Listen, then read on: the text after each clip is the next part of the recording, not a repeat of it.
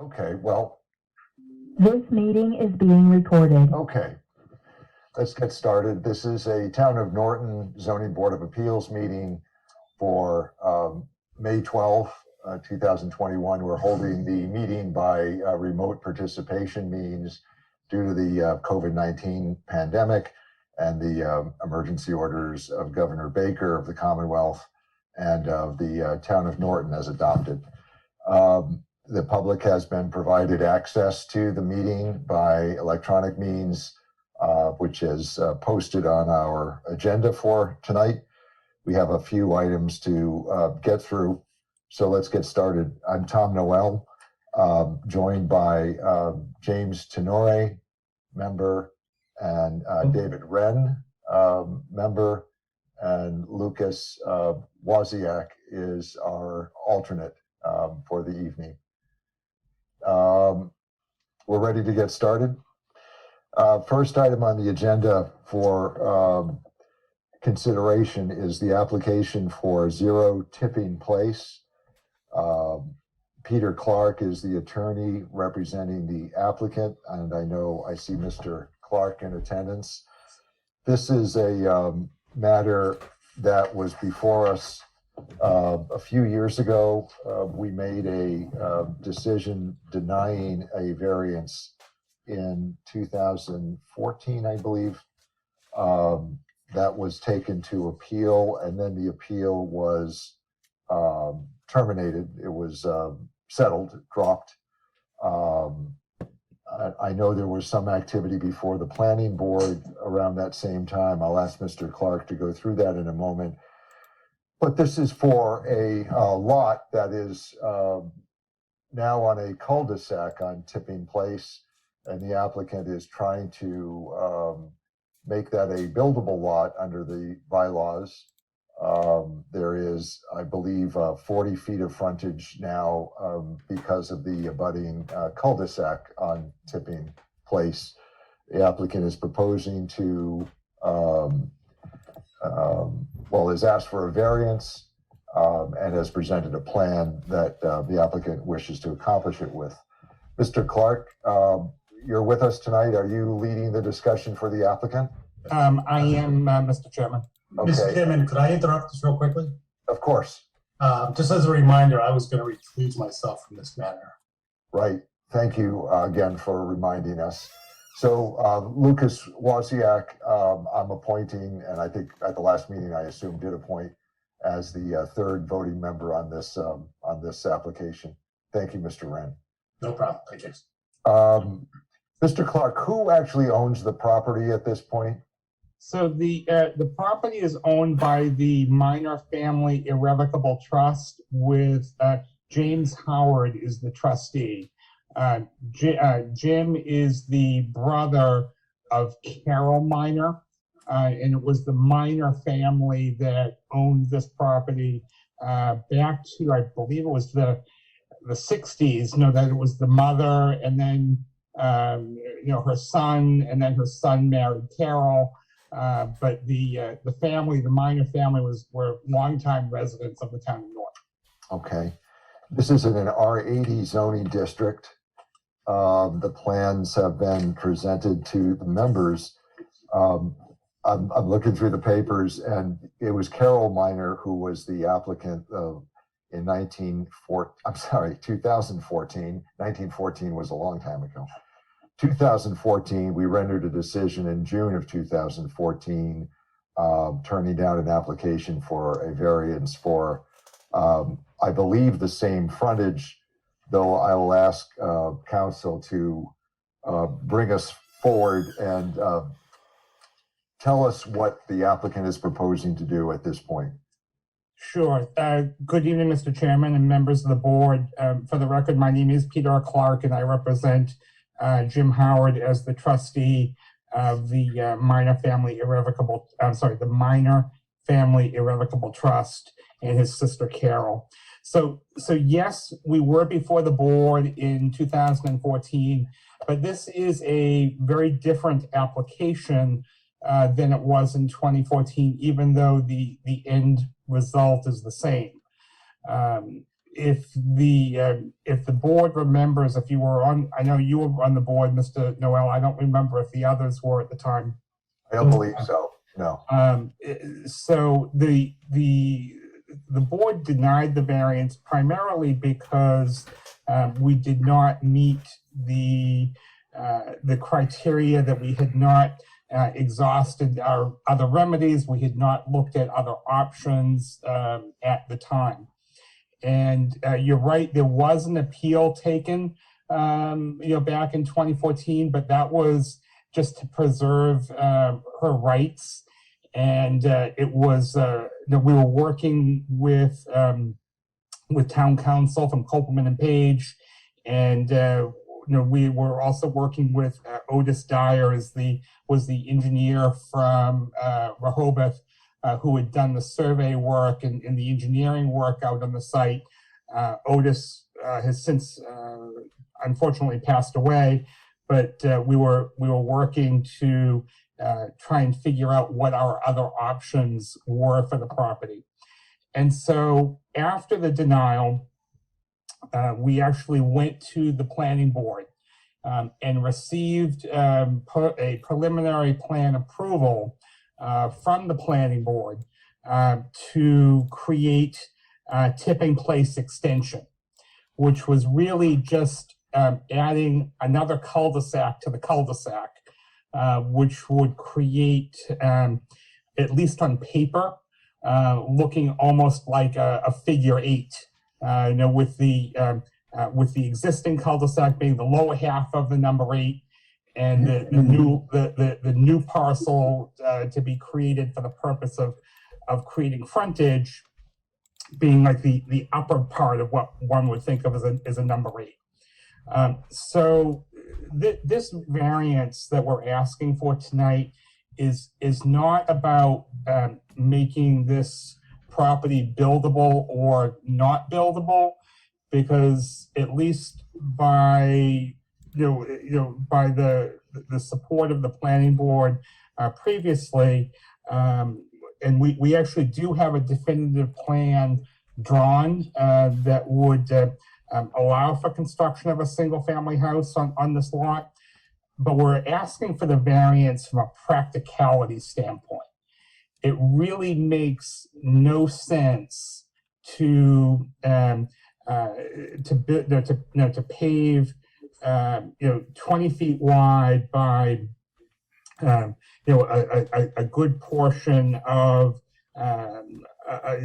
so it would be in about 100 and roughly 140 feet in, but 20 feet wide, plus creating a hammerhead turnaround for fire trucks, to get the same result, which would, as I say, be allowed with just a driveway. This is one house, one family, and to build all of that infrastructure for a single house, it would be of great cost and great hardship to Carol Minor. And what we're trying to do here is come up with funds to pay for her elderly housing. So that's the hardship is definitely a financial one to her. But so we have the ability to create the frontage. There's no doubt about that. But as I say, it just doesn't make practical sense to do so. Okay, if I could interrupt for just a second. Yeah. For the other board members, the plan of record is dated March 17, 2015, correct, Council? So yes, that was a relocation of the lot line. The front house on Burt Street. Yeah, is that the plan you submitted with this application? Yes, yeah, okay. Yes, I'm sorry. Nope, that's fine. And then there behind it is a second page. It's just a blow up of that, so you can see the cul-de-sacs a little more clearly. But this was originally a single lot that extends down to Burt Street. When was the lot subdivided? So the lot line was moved with that 2015 plan, but if if you go back to the very original deed that when the miners and I'll call her Mother Miner, Alton Miner's mother and father bought the property. It was two lots because there's two parcels. There were two parcels with the house on Burt Street, being one parcel, and then this backland, being a parcel two, in the deed description. What we did when we sold off the house to create a complying lot with the house is we moved the lot line, let's say in an easterly direction or further back, but that change of the lot line did not alter the frontage, or it has nothing to do with the hardship or anything like that, Mr. Noel. How far did you move it back from Bird Street, approximately? We moved it back 135 feet, about 135 feet on one side, 118 feet on the other side.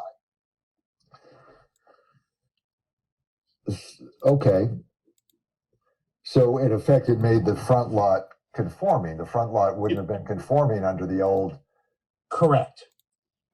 Yeah. So Okay. so when we conveyed out the front lot, which is lot one, it's 1.9 acres now, and it leaves just shy of 3 acres in the back. When it was conveyed, was the lot line already pushed from Birch Street, or was it conveyed before the lot line was pushed? No, it was simultaneous. The planning board signed off on a Form A plan for the front lot, and it was, I don't remember which came first, Mr. Noel, in terms of the chicken or the egg, but it was in close proximity to the closing of the 38 Burt Street house. Okay, so it was approximately 2015 or Yes. 16 or something like that. But you never perfected the planning board approval, correct? We did not go, so the planning board minutes from April of 15 show the preliminary plan approval. We did not submit the definitive subdivision plan because, again, Otis Dyer died. So we actually have the Mylars done, but he died before he could stamp them. So no, that they are not recorded, in terms of the definitive plan for the street extension, for the tipping place extension. Okay, so my question is, because it's not clear to me from the minutes, is this the plan sheet that the planning board dealt with and approved? Nicole, can you bring up this plan for the, is it, or share screen? Nicole is not with us. Let me try. I think I got it up. Hold on. Okay, I mean, I'm sorry. the minutes are from April 21, 2015 planning board. Yeah. And the plan is dated March 17 of 15. Correct. Yeah, so I'm this is the plan. This March 17, 2015 plan, Mr. Noel, is the plan. If you can see how it has this double, Yes. I'll call it a double cul-de-sac. Yeah. For lack of a better description. So what is it that the planning board actually approved? The cul-de-sac or the rectangular hammerhead turnaround? They did both as part of the preliminary plan. So it was so it's a street extension plan. So that the area that is shown is the round second cul-de-sac. Right. Okay, so they approved that extension of tipping place in order to create frontage. Okay, so and then the plan, but why is it showing then the hammerhead turnaround? if the whole cul-de-sac is what they approved? Because the cul-de-sac is on paper to create frontage, but Right. we asked for a waiver from the subdivision regulations down to just the 20-foot wide paving in the hammerhead. So because we didn't want to have to pave a 60-foot radius cul-de-sac, Yep. because that would have been really crazy from an infrastructure cost. I'm not sure it's really crazy. I guess what I'm saying is I don't understand what the planning board approval was. If this was the plan approved, it shows both a cul-de-sac with a radius of 60 feet to the Yep. center point, and it shows a street extension into the property. There's still 40 feet of frontage because the street extension is on the applicant's property. So it was done as two separate lots, Mr. Noel. So the area that is the second cul-de-sac Yep. is it would be lot 2, and then the remaining building lot would be lot 1. So the cul-de-sac, I'm sorry, the cul-de-sac would be parcel A. It's called out on the plan as parcel A. You'll see the call out is on this plan, parcel A, tipping place extension, 12,046 square feet, a Yep. non-buildable parcel. Right. So, but again, that's like a paper street. That's just a paper on the plan only. There was never any intent or plan to actually pave the full 60-foot radius cul-de-sac. What the planning board did was what they were willing to do was waive, because that's all they could do under their regulations. Yep. Was to do the waiver down, so it's showing the 24-foot wide paving. It shows there being a 12-foot berm. I'm sorry, 12-inch bituminous concrete berm, and the hammerhead turner, because that's the maximum that the planning board Yep. was able to do. So that's a street extension. Was It the is. street going to be deeded to the town? I mean, is that what happens when the planning board does a street extension? No, so the request of the planning board at that time, and what Ms. Minor agreed to do, was to keep it private in perpetuity, and in essence, it would be broken out. It would be in a single deed. Whoever builds the house and buys the house, it would be on a single deed that the homeowner would be responsible for the maintenance of it. So I guess what I'm asking is, effectively, what did the planning board do? Did they extend Tipping Place the Tipping Place, or did They they did. extended it onto private property? What they did was, create this separate parcel, this parcel A, with a 12,046 square foot, road extension.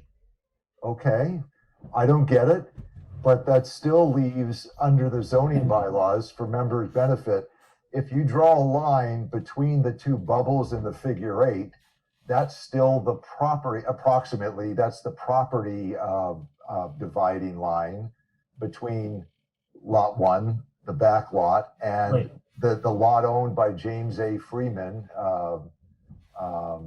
above it, the top bubble. So But that's not the frontage. the applicant's problem is, I think, the frontage is that 40 feet. Where the lot now intersects the first cul-de-sac, the upper cul-de-sac in this view. Isn't that right? No, respectfully, no. That's not. So the new frontage would actually be if you follow the paper diameter.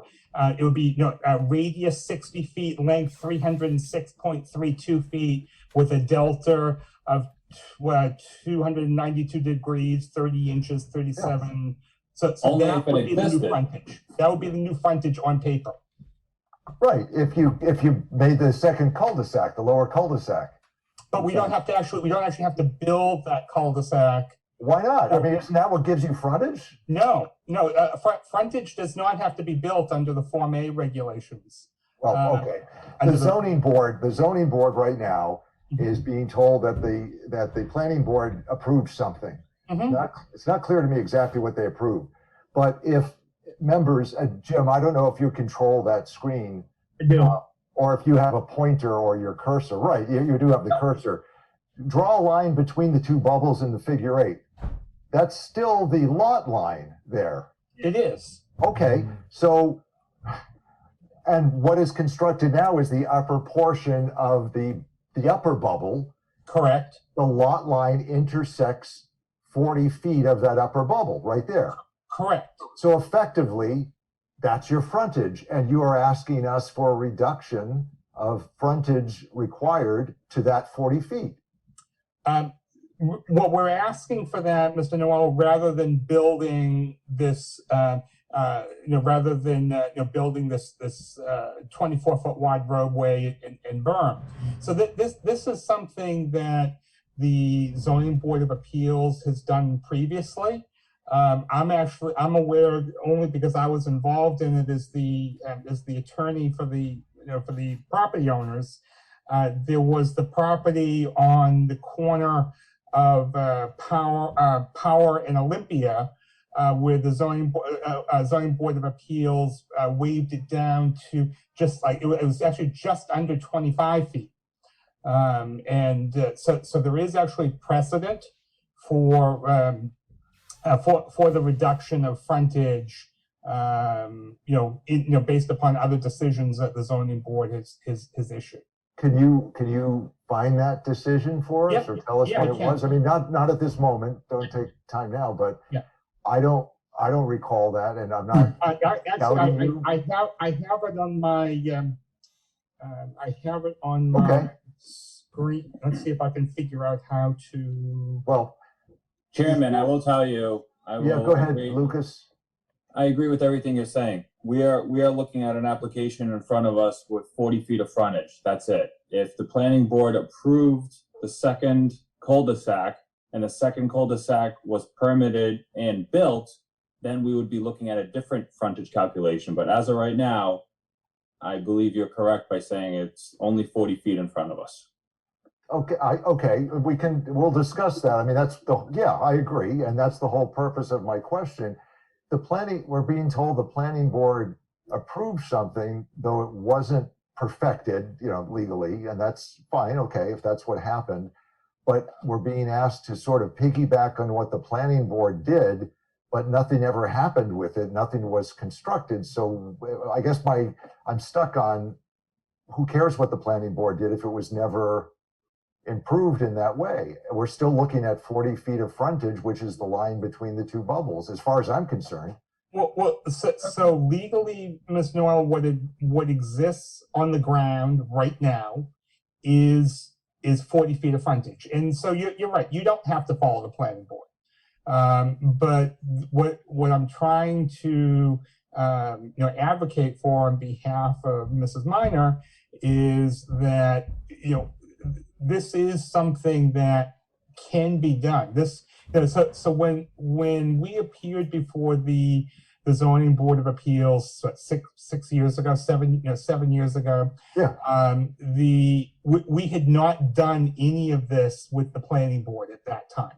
But we described it. We said you could put another cul-de-sac there, Right. or enlarge this one or something, and Right. that would give you frontage. We talked about that. Right. Then you drew up this plan and went to the planning board. I understand. Right. I understand. So, But that was our rationale 7 years ago. We said, you can solve this. You can create your frontage in this unique area. You don't have to ask for a variance down to 40 feet.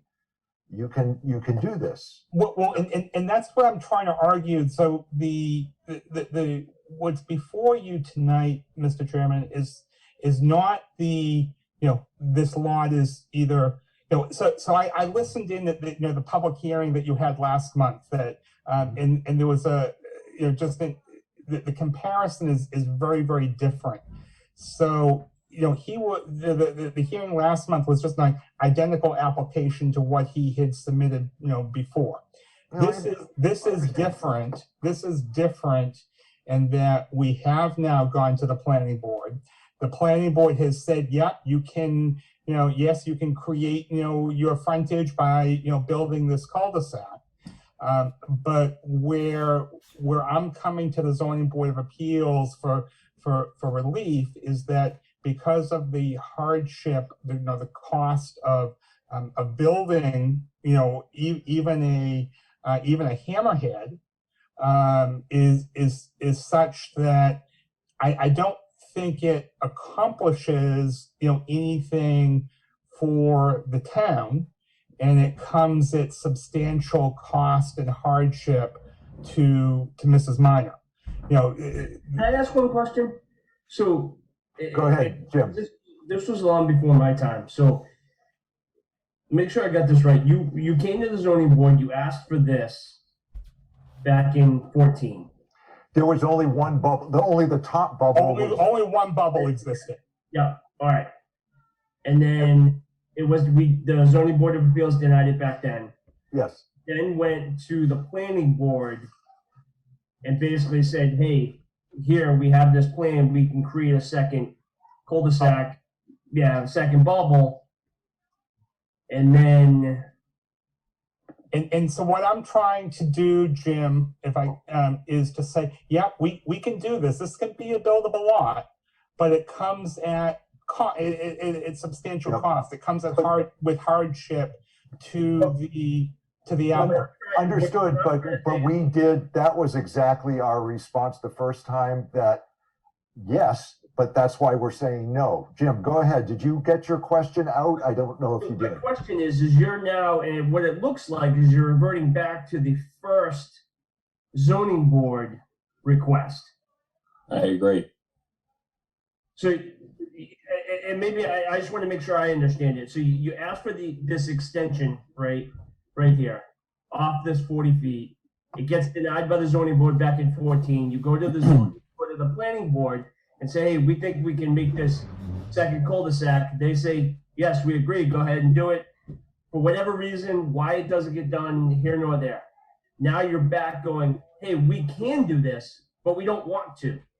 And what we really want is, again, this extension, which is, I think, the exact same request back from 14. And just want to make sure I'm reading that right. Well, and what I said. Hold on, Mr. Clark, hold on. I think, Jim, you are reading it exactly right. That's why I'm confused about what are we supposed to take from what the planning board approved. I don't understand why there's both the cul-de-sac and the hammerhead turn. I know why the hammerhead's there. It's for turning emergency vehicles, right? You want a place to back up and then, to angle out. But I don't know why both are on the plans that the planning board approved. I mean, the cul-de-sac takes care of the hammerhead. You don't need a hammerhead if you've got the cul-de-sac. So effectively, I think it's the same thing, except we have this planning board decision that I don't understand. I would certainly need to know more about the planning board decision. Paul? Chair, can I just ask Mr. Clark a clarification? Yes, of course. I think this will help. So, Peter, I understand that there was a definitive, preliminary subdivision that they endorsed. But am I correct that they never approved a definitive subdivision plan, correct? Yeah, so we did not submit the definitive, Paul, because Otis Dyer died. Okay. We have the Mylar, it just isn't stamped yet. Sure, but they never actually approved this plan. Well, Not a definitive. This was the preliminary. They did not. So the Right. definitive that I have here on Mylar, shows the topography, shows the drainage, that kind of thing. But that was not submitted because Otis passed away. Sure, but the definitive plan is the final approval. That's right. So there was not a formal or final approval of the planning board. Just based on what Peter's saying, there was no final approval on this second cul-de-sac. You had a preliminary, but subdivision laws, it's usually a two-step process. You have a preliminary, and then you have a final or definitive subdivision, which is the one that gets fully recorded, and then you would say build based on that definitive plan. Right. So- No, Paul is correct about that. So there is not a recorded definitive plan, but the preliminary plan is something that in essence, the planning board agrees to, the applicant agrees to, subject to, and as long as there's no intervening changes to zoning or regulations, then the property owner is entitled to go forward with the definitive plan, design the drainage, put on the final topography, and then the planning board would under normal circumstances would approve that, and it would be signed off and approved. Okay, but here, basically, you didn't carry that process through, and you're coming to us again to say, yeah, but we don't really want to do this.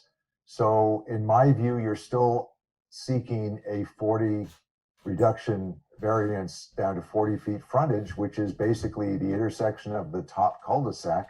That's correct. The application is for for frontage of 40 feet with a single driveway to serve a single house. But as I said, there's precedent for that in the town of Norton. So I thought that was a reasonable application to make. Okay, I would want to look at the precedent.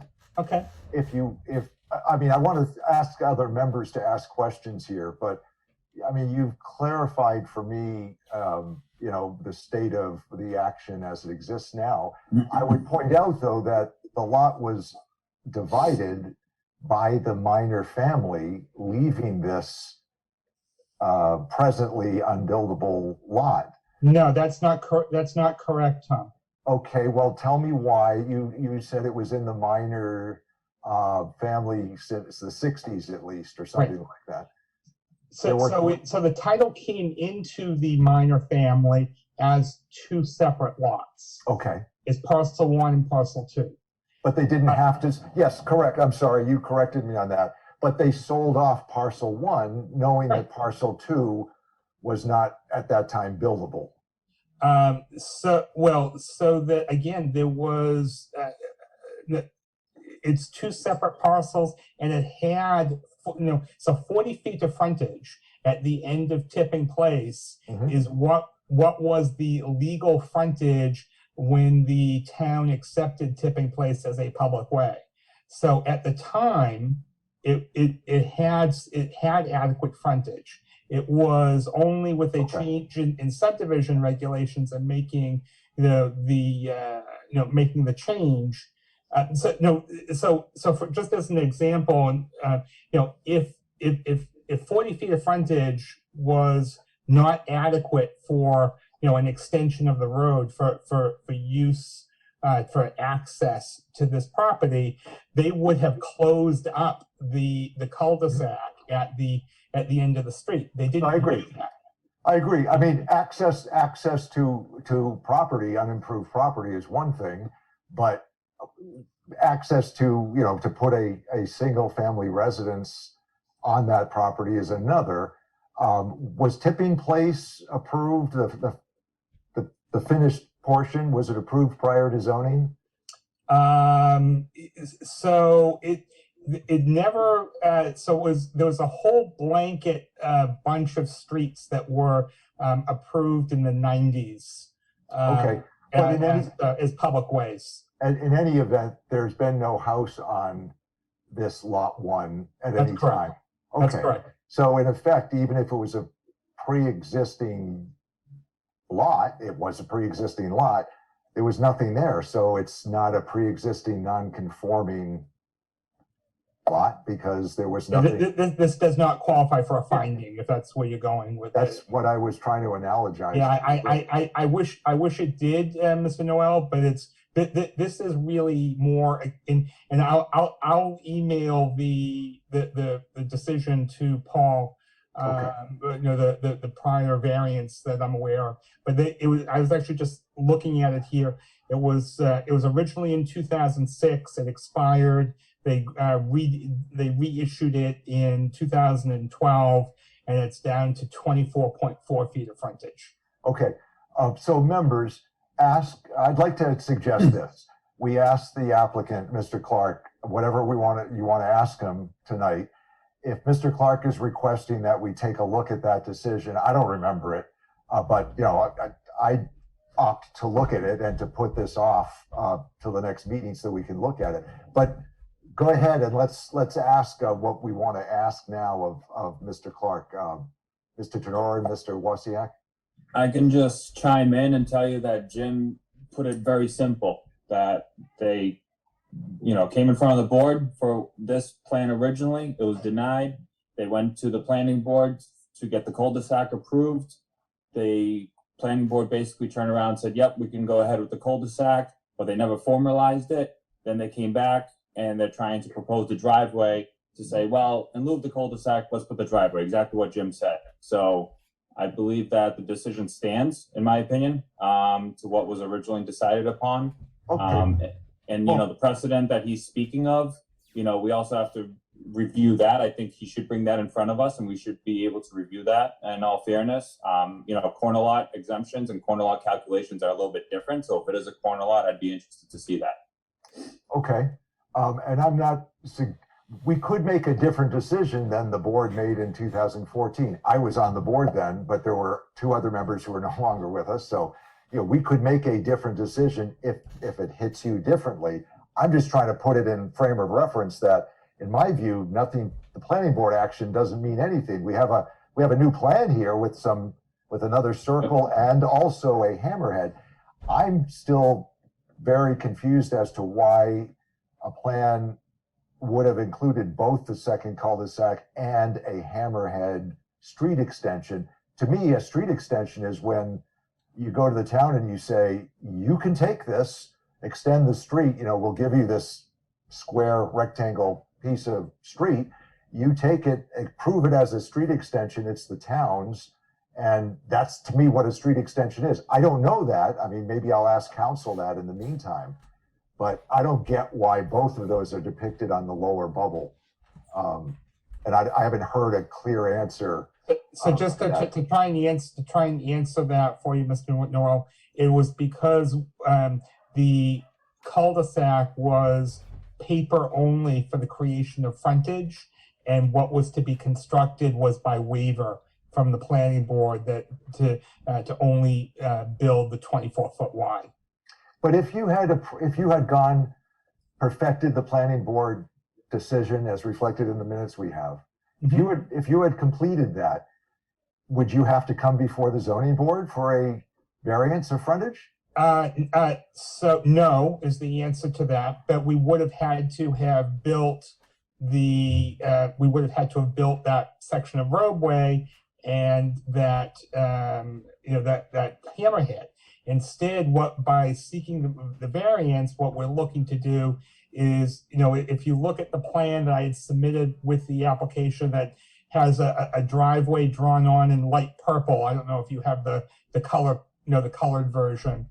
The idea, so the idea is to, just build a driveway, because this is one house that doesn't really need, all that asphalt, all those trees to be cut down.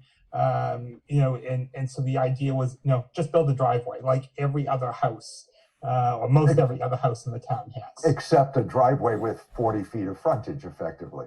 Correct. In my view, that's what Correct. we're looking at. That is what it would be a driveway with 40 feet of frontage. But again, as I said, I've seen, there's actually lots of driveways, in the town that have, narrow areas of frontage. But with at least the one that I can cite to and have a copy of, 25 feet of frontage. Members, do you have other questions of the applicant at this time? I don't know if mine's more of a question or just a point. I get what you're saying, Mr. Clark. I would much rather see a driveway, less paving than a full cul-de-sac of asphalt in town. I think it's foolish to build a cul-de-sac for basically the purposes of getting the frontage. The problem just a point. The problem I have is it didn't go through. And if you had, and again, it may be not your fault. The guy died, and that's unfortunate. But the process didn't go through with the planning board, which could have overridden the decision. Not really overridden the decision, but got you over that hump to get you the cul-de-sac. But you didn't go through, and I feel like we're back at square one. It's because I would rather see that than a cul-de-sac. Can I ask for some clarification then so Yes. help me to understand your thoughts, Jim.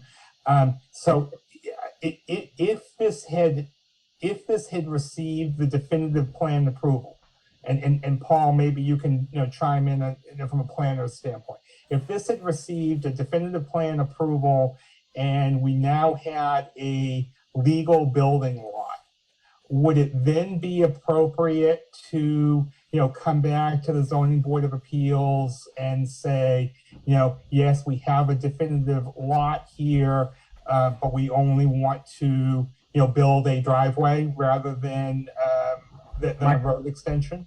My first, this I'm not speaking for any other board member. This would be just me. I would say go ahead and build what they approve, because I don't personally. I wouldn't approve the 40. Okay. So I don't know. I think that's kind of a legal question as to if you followed through with the planning board, would you have to come before us? Would anybody stop you, or could you just build with that? I don't know that answer. So I'm not going to tell you to go and perfect the planning board decision or reapply to the plan. I don't know. To me, though, effectively, this is the same question being asked of the zoning board as in 14. And I'm not knocking you for asking it. I mean, it's 7 years later, that's a new board and the town has changed. So maybe we do consider it under different circumstances. I'm just pointing out that this is the same, for me, the same that I was presented with 7 years ago. And the considerations were that the applicant had effectively sold off the front parcel, leaving the back parcel by itself, or whatever that meant.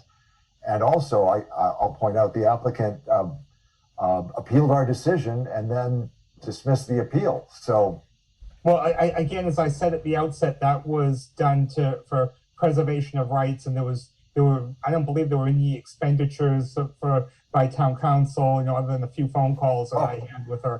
There were expenditures, I know, because we discussed with town council, and we actually, I will point out, we tried to get Ms. Minor, and I don't know who was representing her at the time, but we tried to get her to pay the legal fees of the town, and she declined. And that's interesting. I never heard that. Well, okay, And I did. I was there. I was part of it. I didn't ask the question. Town council did, and the answer came back no.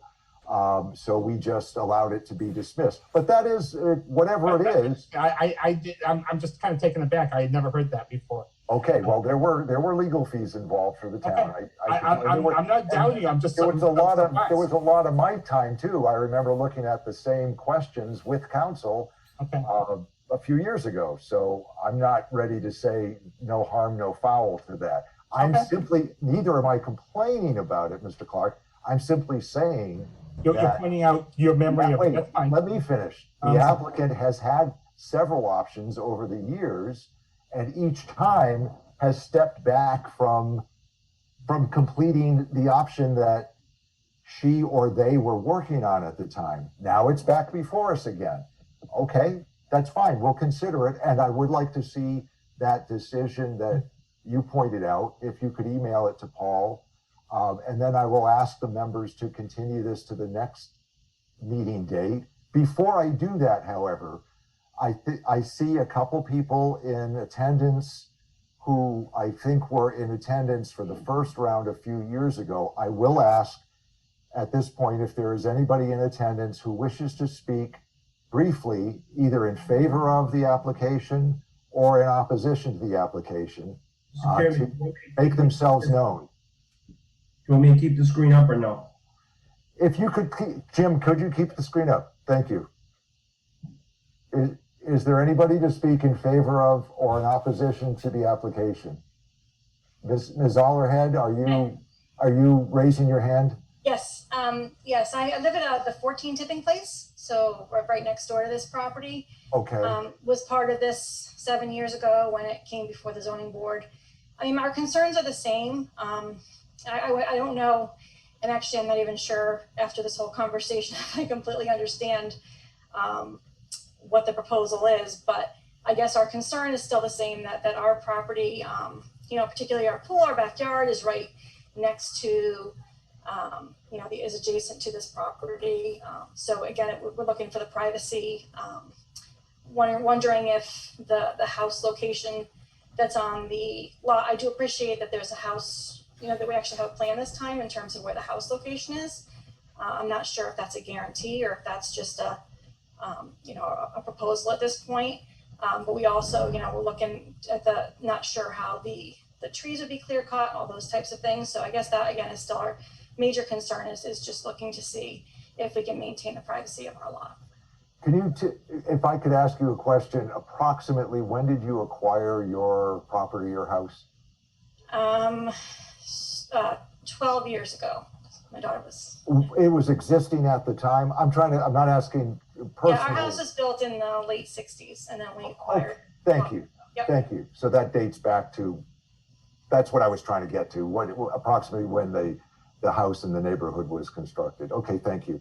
Is there anybody else to speak briefly in favor of or in opposition to? Thank you, Ms. Ollerhead. If not, I'm going to ask for a motion to continue the hearing and ask Mr. Clark to supply us with that decision or case, whatever it was, and anything else he wants to supply us with, obviously. The date of the next meeting is, I always do this.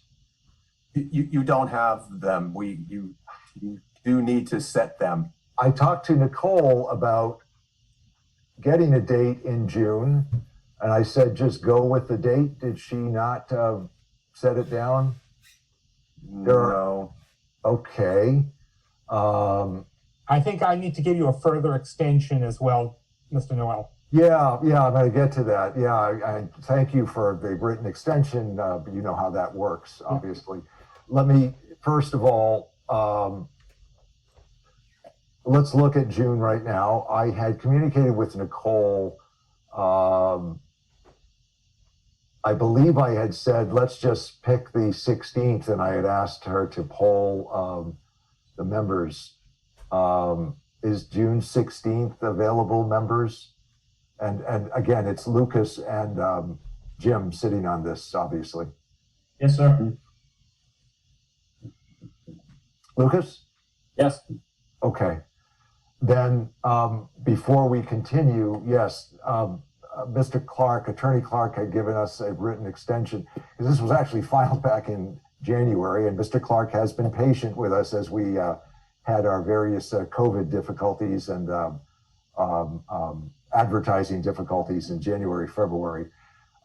Mr. Clark, would you state on the record that you would give the board through now June 30th and just give us a one-line letter like you did the last time to satisfy, that's agreeable. To satisfy the limit of 100 days from the filing of the application to render a decision?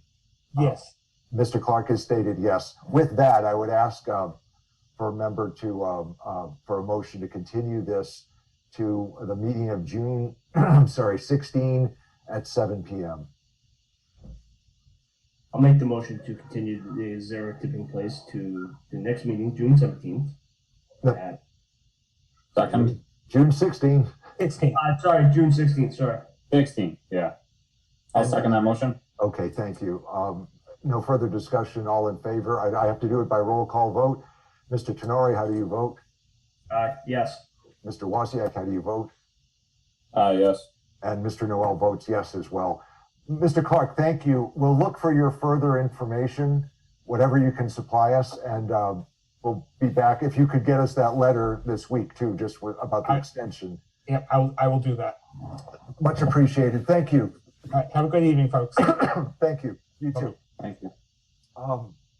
Okay, now you can take it off the screen, Jim. If you, I have to learn how to do that. I've never posted a document. I'm afraid of posting the wrong thing.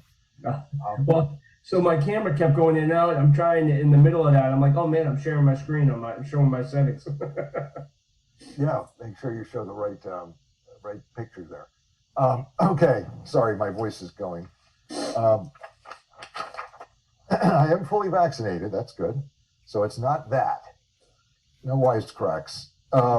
Okay, next is the application for 30 Keith Drive, Cody and Callista Thompson. I think I saw Mr. Thompson. Mr. Thompson, are you here to present the application? Yep, if you could turn your microphone on or say something, Mr. Thompson. I'm not hearing you, so you are maybe muted or not connected. I see you with a, That better? yeah, that's not only better, that works. It's not my computer, it's my wife's computer, so she had to figure it out. Don't blame other people. I'm Okay. just glad she's in here. Yeah. Application is in an R80 zone, Cody and Callista Thompson, excuse me. This is an application requesting a variance for side setback relief to add an addition on the south side of the property. It's in an R80 zone. However, it is an undersized lot with approximately 30,000 feet of area, and frontage is 64 feet, just over 64 feet. This is, if you look at the plan of record, which is for the record dated March 15, 2021, you will see that this is also on a cul-de-sac. This is a cul-de-sac night for the zoning board. Some different circumstances here. This is a house that in looking at this file with the building inspector, and by the way, Mr. Iafredi could not be with us tonight. He's always very helpful in looking at this application. In a couple weeks prior, I asked, or one of us asked, how did this come about? Is this a pre-existing non-conforming? Actually, this was built pursuant to a planning board special permit. And we looked at the special permit. The special permit, which I don't have in front of me, actually allowed a reduction in frontage. And this was within the limits allowed in the special permit. Is that, Paul, what you remember as well? Chair, I have to apologize. With our changes recently, I haven't had a chance to review this. No, that's fine. It was I who was talking with Nick, building commissioner, about this. The building permit, the special permit I have, and I didn't print it out. It's not in front of me. But for the benefit of the board members, that's how this lot came about, and I believe it was in the late 90s. Mr. Thompson, can I just ask you approximately when you acquired your lot and house? 2 years ago. Okay, and it was already there. Obviously, it had been built at some point according to the special permit. It was And built now- in 99. Oh, thank you. Okay, thank you. So it's not a pre-existing non-conforming use, meaning existing prior to the implementation of zoning, but it's a non-conforming use allowed by the planning board in the late 90s for this development.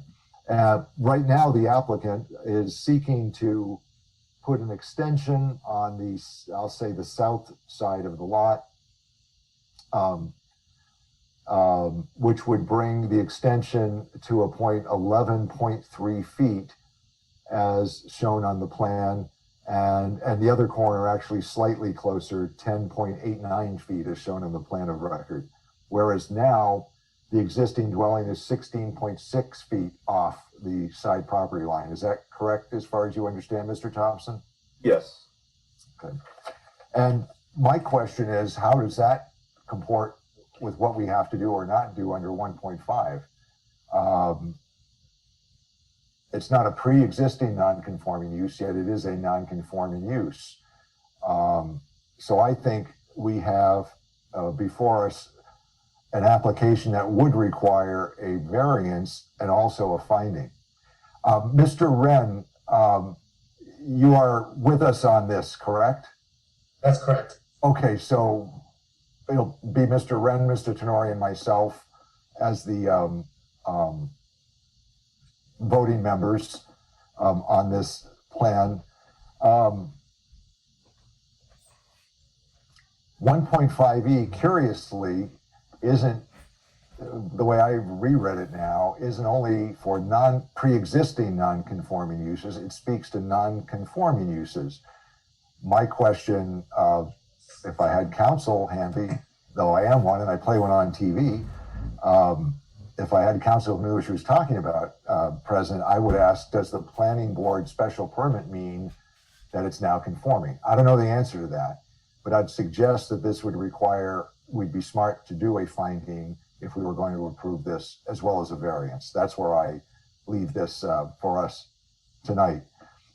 This is there's a pool and deck that's already there, Mr. Thompson? Correct. And is this extension, is this for a finished structure with a roof on it, or is it for an extension of the pool deck? It's a finished full basement and 1-story addition. I see. So it's just would make an L around the pool deck then?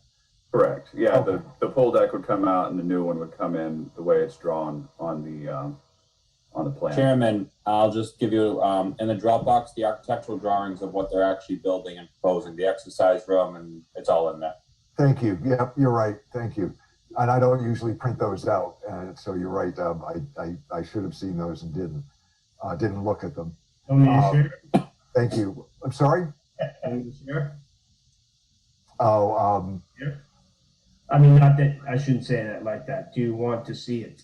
no, Jim, thank you. I understand that they are in there, and I think I took a quick look, but I didn't print them out.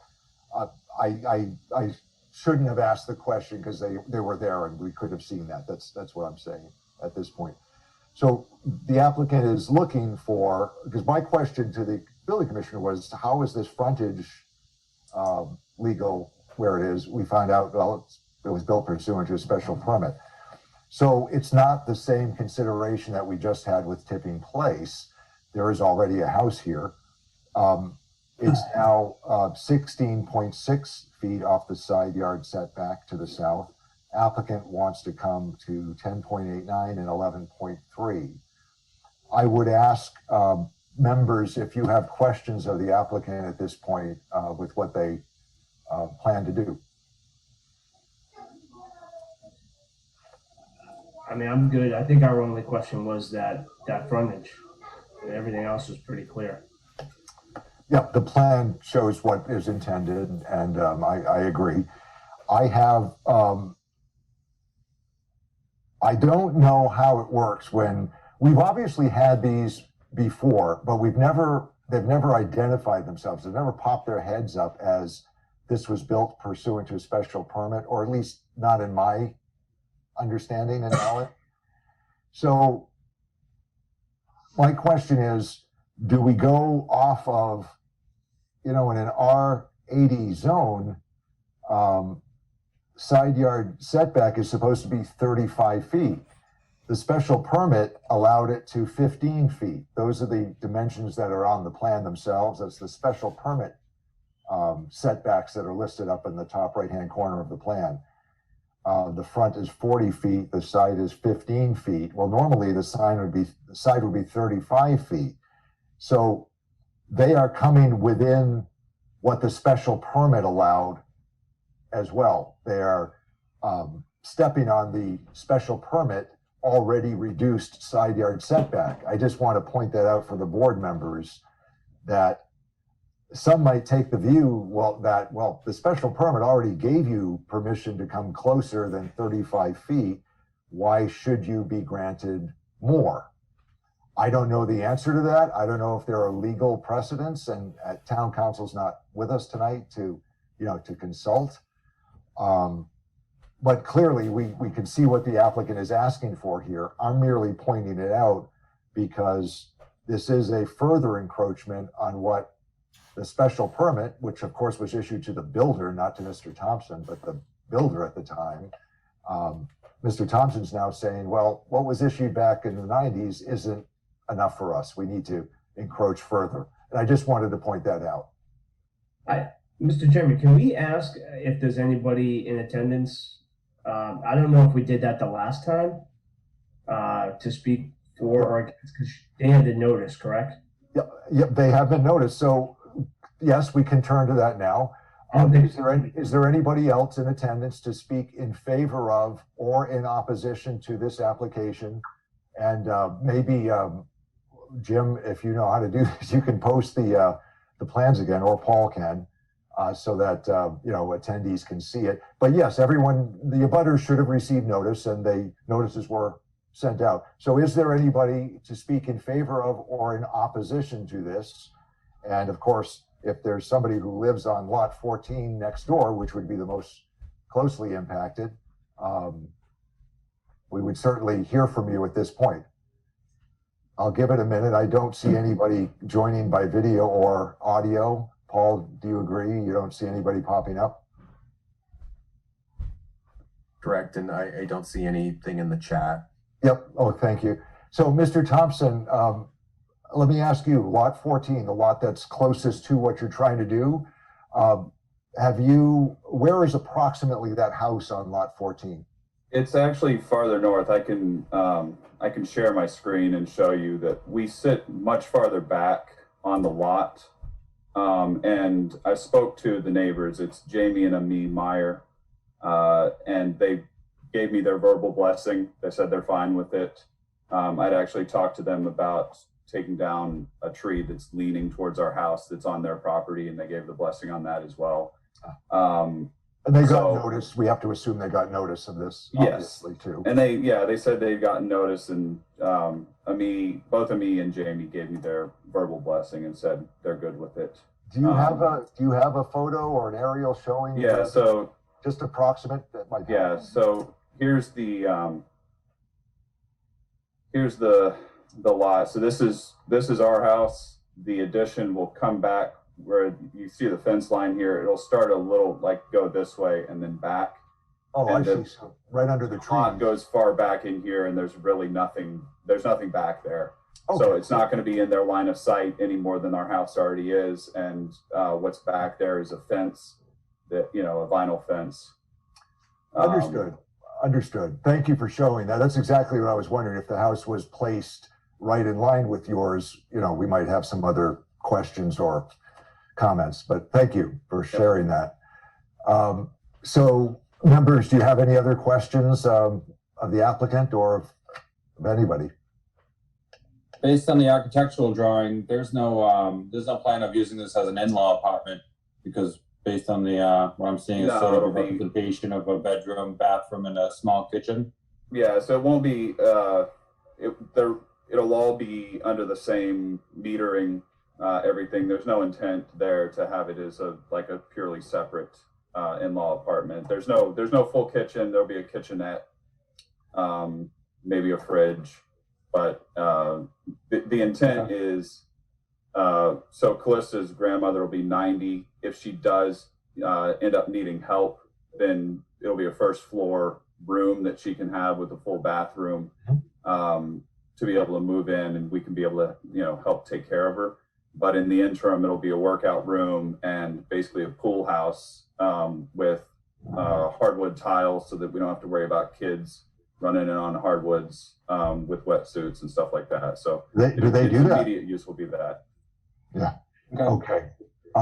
Usually we let the building commissioner determine that.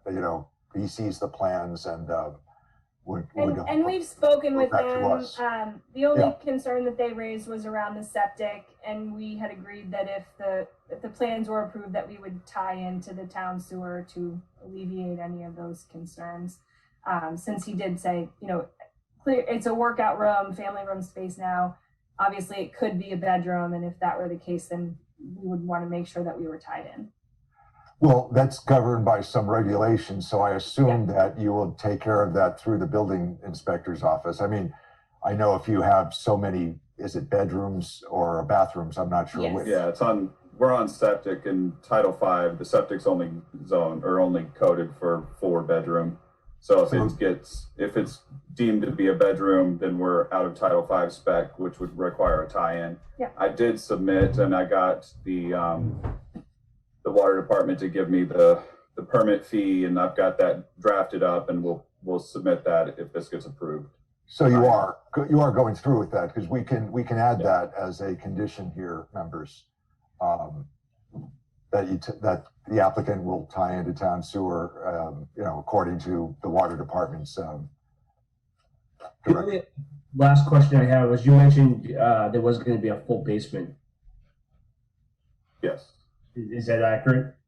Yeah, not finished, unfinished, but 7 foot high at least, I think, was the plan.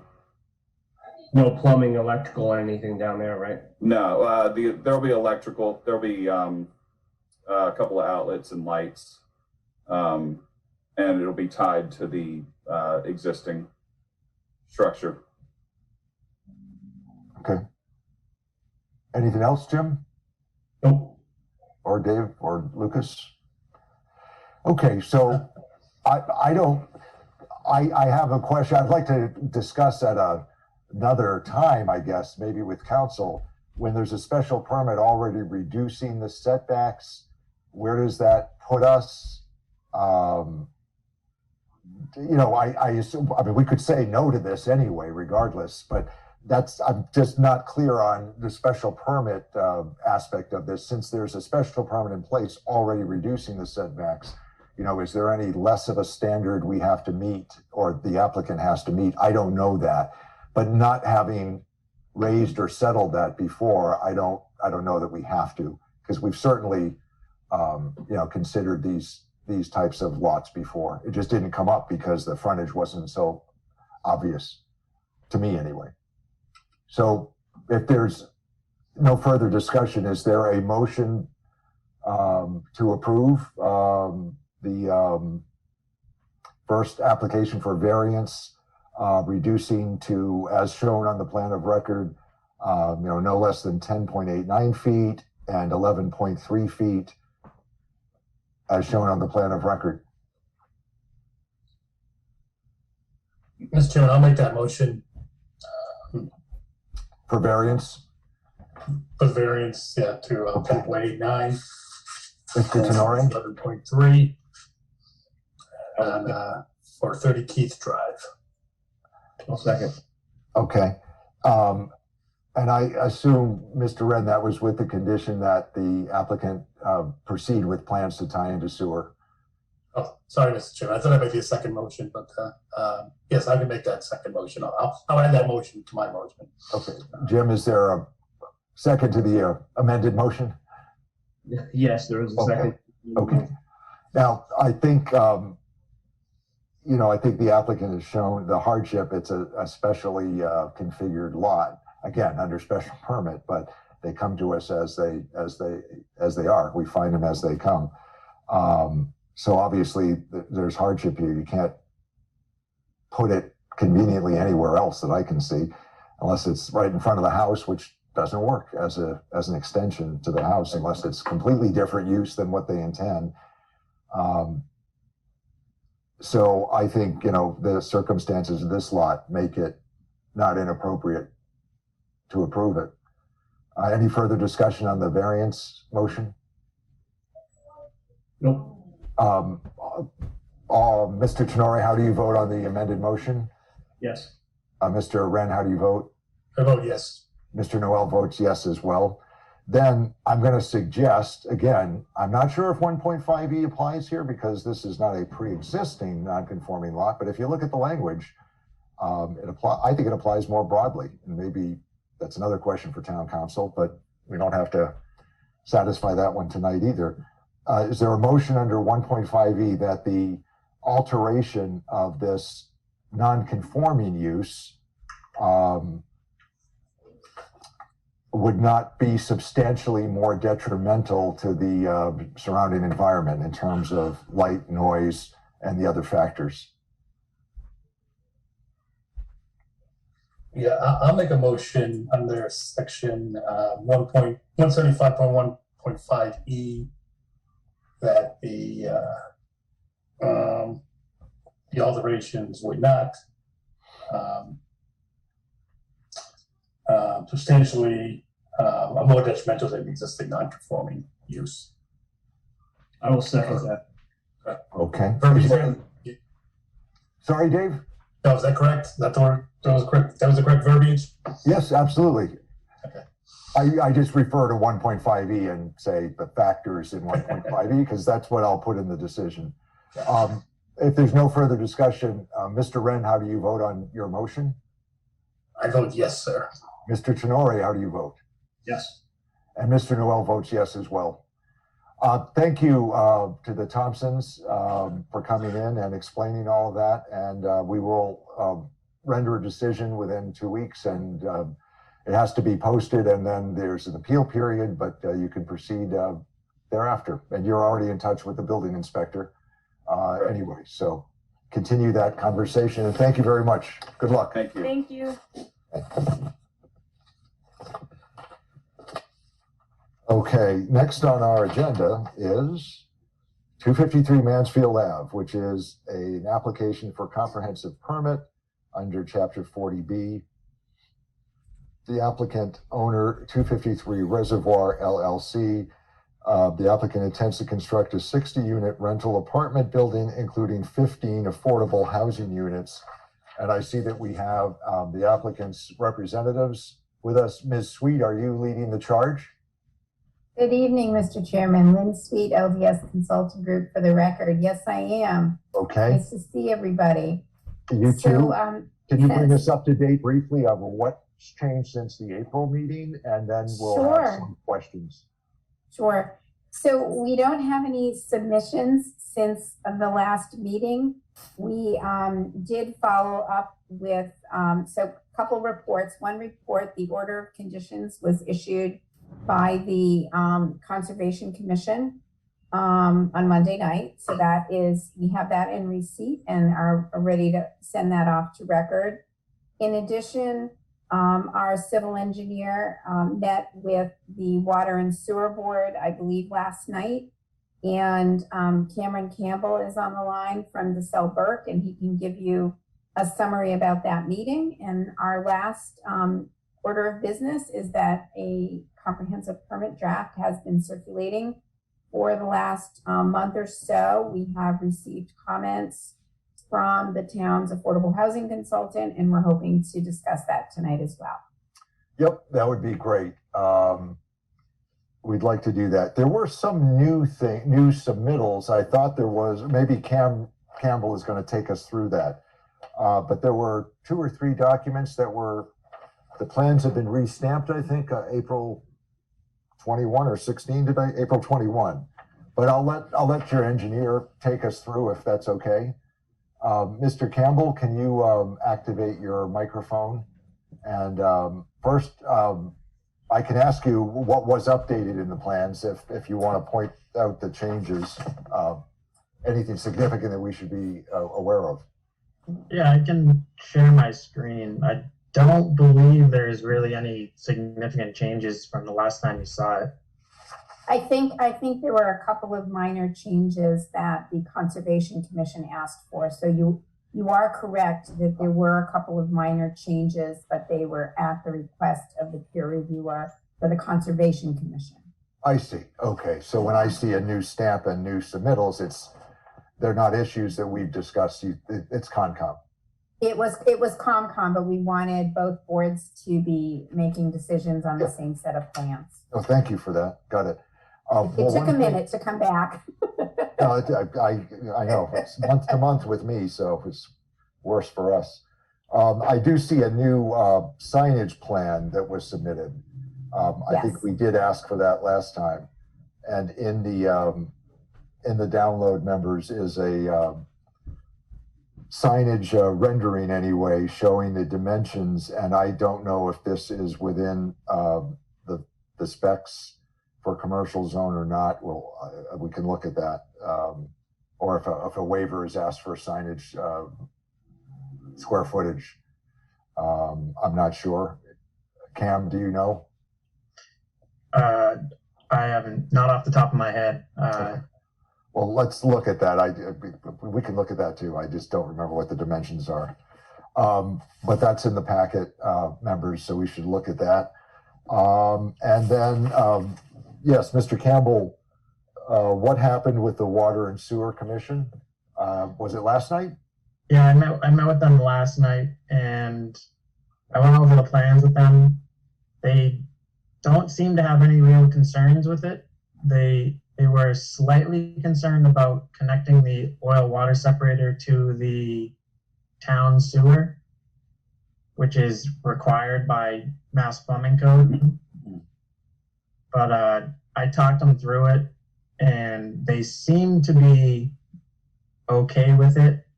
They haven't made a decision fully. If not, then we'll have to put in a tight tank, which isn't a significant change to the plan. It'll just be switching out an oil water separator with a tight tank, which will just be a different tank underground. But it sounds like you briefed the Water and Sewer Commissioners as to why it's needed and also why it's allowed. Is that what you're saying? Yes, it's required by the Mass Plumbing Code for under building parking. Oh, I see. That makes sense. And the comprehensive permit does have a condition that we need water and sewer approval. Okay, so kind of covered on both sides. do you, does that come first? I mean, do they have another meeting slated, Mr. Campbell, where they're going to approve it, or do you know? They didn't say. It's typically water and sewer. Their approval is more for like the building permits when it's they Yes. when So we would built. go to them for the building permit, and if there was still an open issue and they wanted to change to the plan, Okay, it would most likely be considered a minor change. So we would certainly notify the board, and the board could make a decision as to whether it's a major or a minor change, and whether or Okay, not so- they so just that wanted comes- to handle it administratively or have a hearing so that comes later, in other words. down the road. Okay, that's fine. Did the Water and Sewer Commission, did you discuss fees? Are you asking for waiver of fees or anything like We are that? not. We are Okay, not asking for any fee waivers. okay.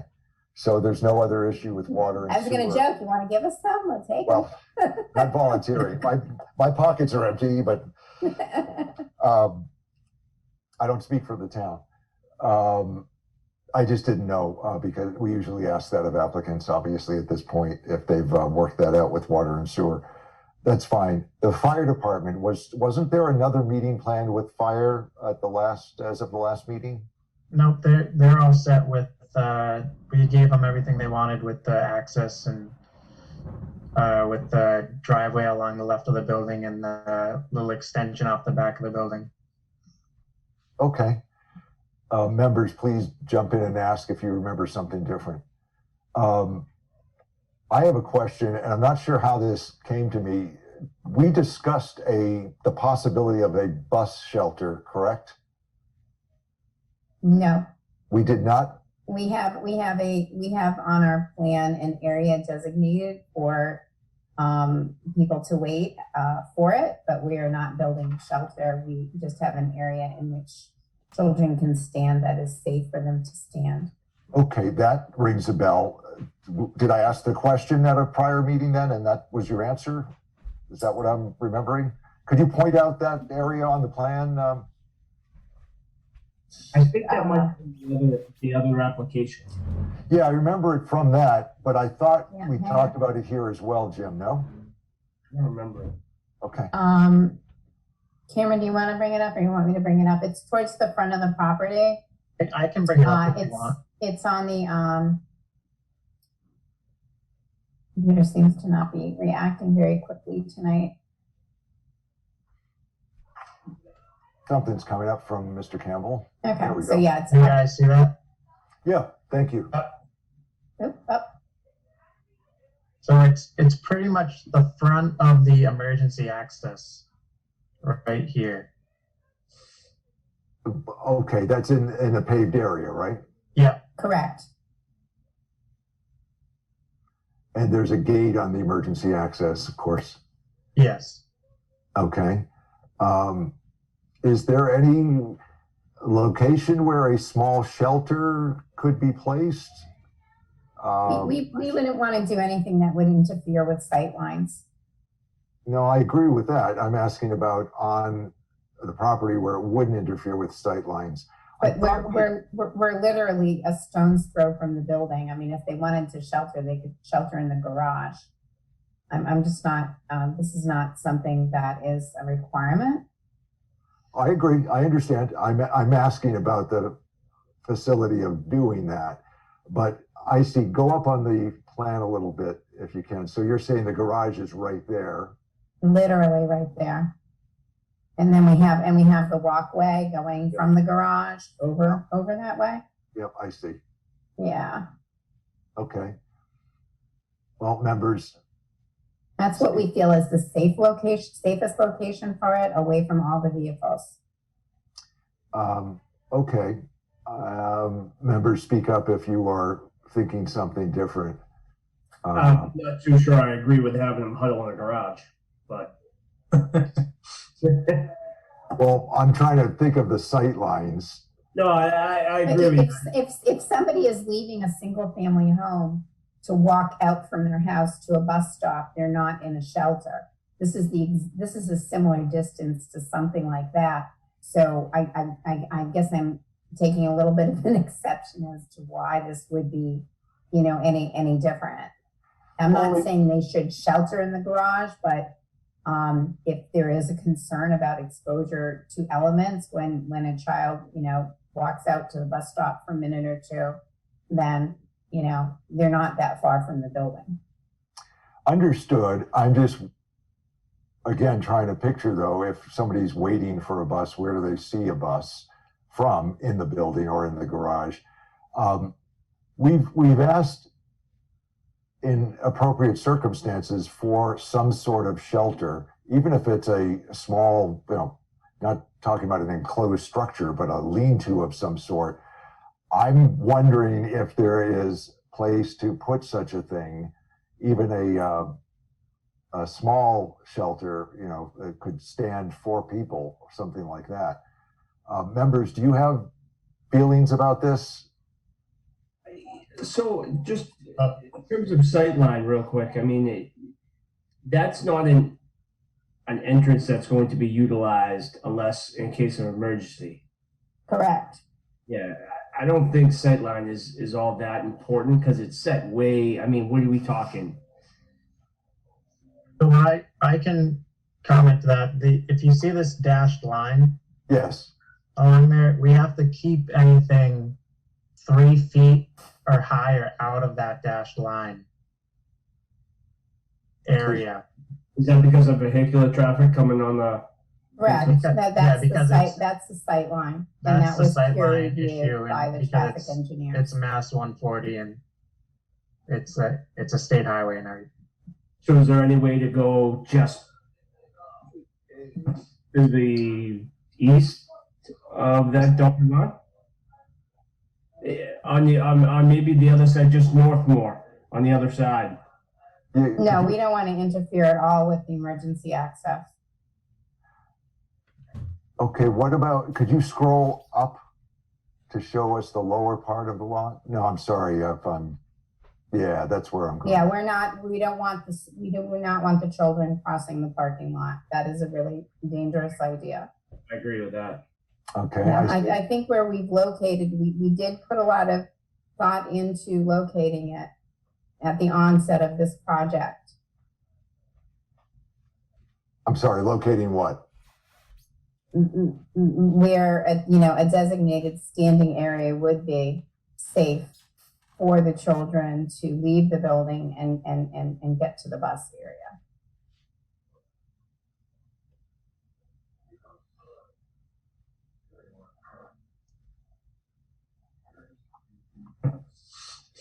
And What only is- area proposed snow storage. What's that? Is that just asphalt?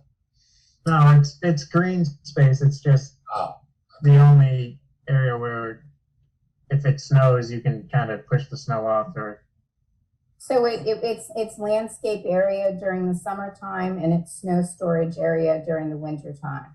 gotcha.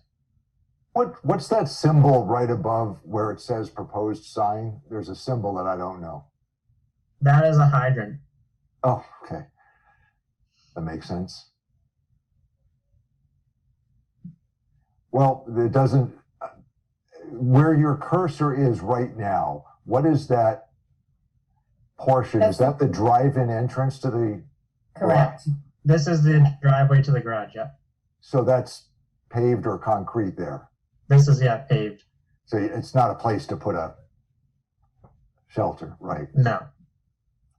In essence, the only place would be right where the sign is. No, we can't because that's the sight line, the dashed line. You know, I see the dash line. I'm talking about to the right of the dash line. That would be the only place, yeah, right where the cursor is. But that's right next to the sign, obviously. So that might not work. I'm not suggesting that this works. I'm just talking. I'm talking out loud and asking members, for their thoughts on it too. The only other thought I would say is if you went just north, and again, this could be for more discussion, but where it says proposed gate with lock, Yeah. it's between the dotted line and the proposed gate with a lock. I know it's right near the property line, but that would be the only place that I could see something going for the kids for shelter, where the bus could stop. There is no sightline issue in terms of, it's off the set of if any emergency cars coming in, mainly fire it, you know what I mean? But that would be the only place I could see it. Go ahead. We appreciate your concern on this issue, but we don't want it, when emergency vehicles are flying in and out of the property, we don't want to put anything that would be considered an obstacle in their way. And again, we're dealing with a state highway and the sight line.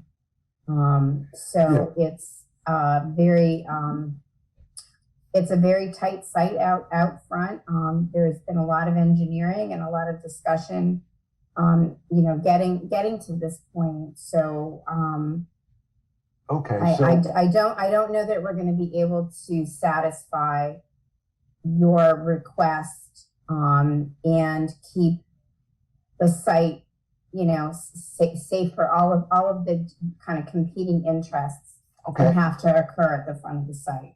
Nobody's suggesting emergency vehicles flying in and out. We hope that doesn't happen, obviously. But right where the cursor is now, is that a grassy area? Everything is paved. That's paved too?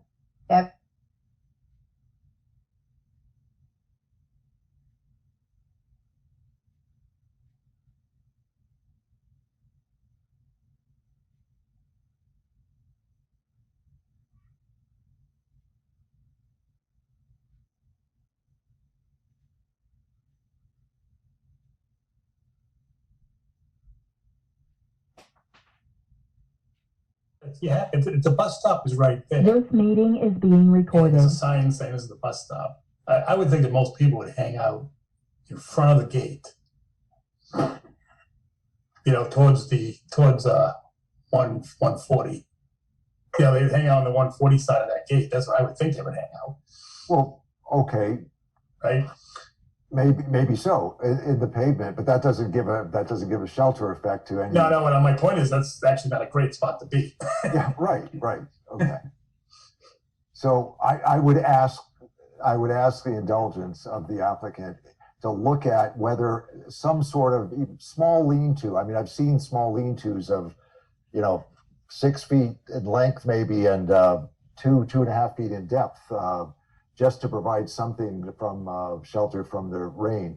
If I'm crazy, if there aren't small shelters like that available, that could be, put on a plan and tell us. But Well, like could to, We can could look we at make that. it a condition of the permit that the applicant will explore it? If it's safe to do, they will do it.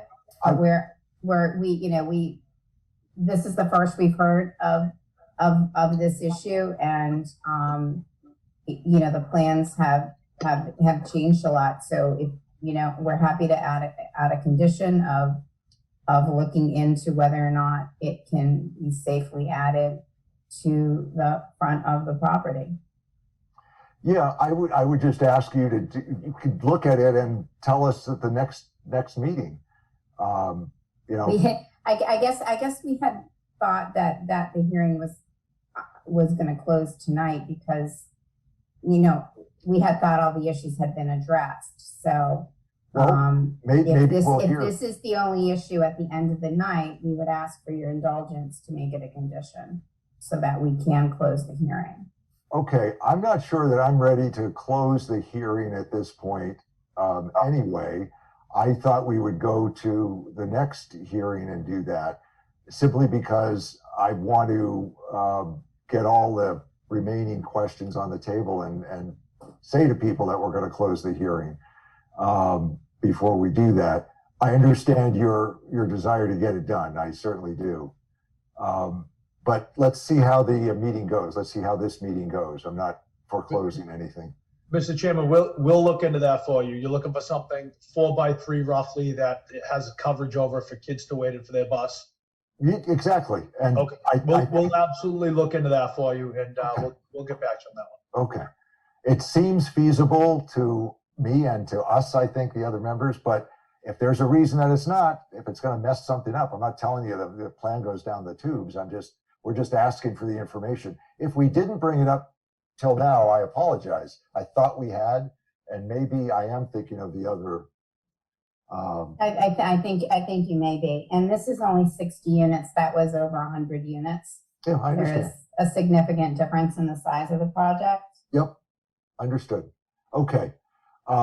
Members, where are we then? Or Paul, where are we with our other concerns and issues? If any, or do we go through the decision? Yeah, I think we're, you saw the first draft a month ago, and we've worked with Lynn and her team. Judy's reviewed the draft that was put in Dropbox. I think it makes sense to go through it. There really weren't any remaining major issues that the board presented. So let's do that. All right. It was in the Dropbox this past week, and the changes marked, redlined in blue and red. Most of them are from Judy Barrett, our 40B consultant. I think there were a couple still there from the applicant that I had seen from a week or two earlier.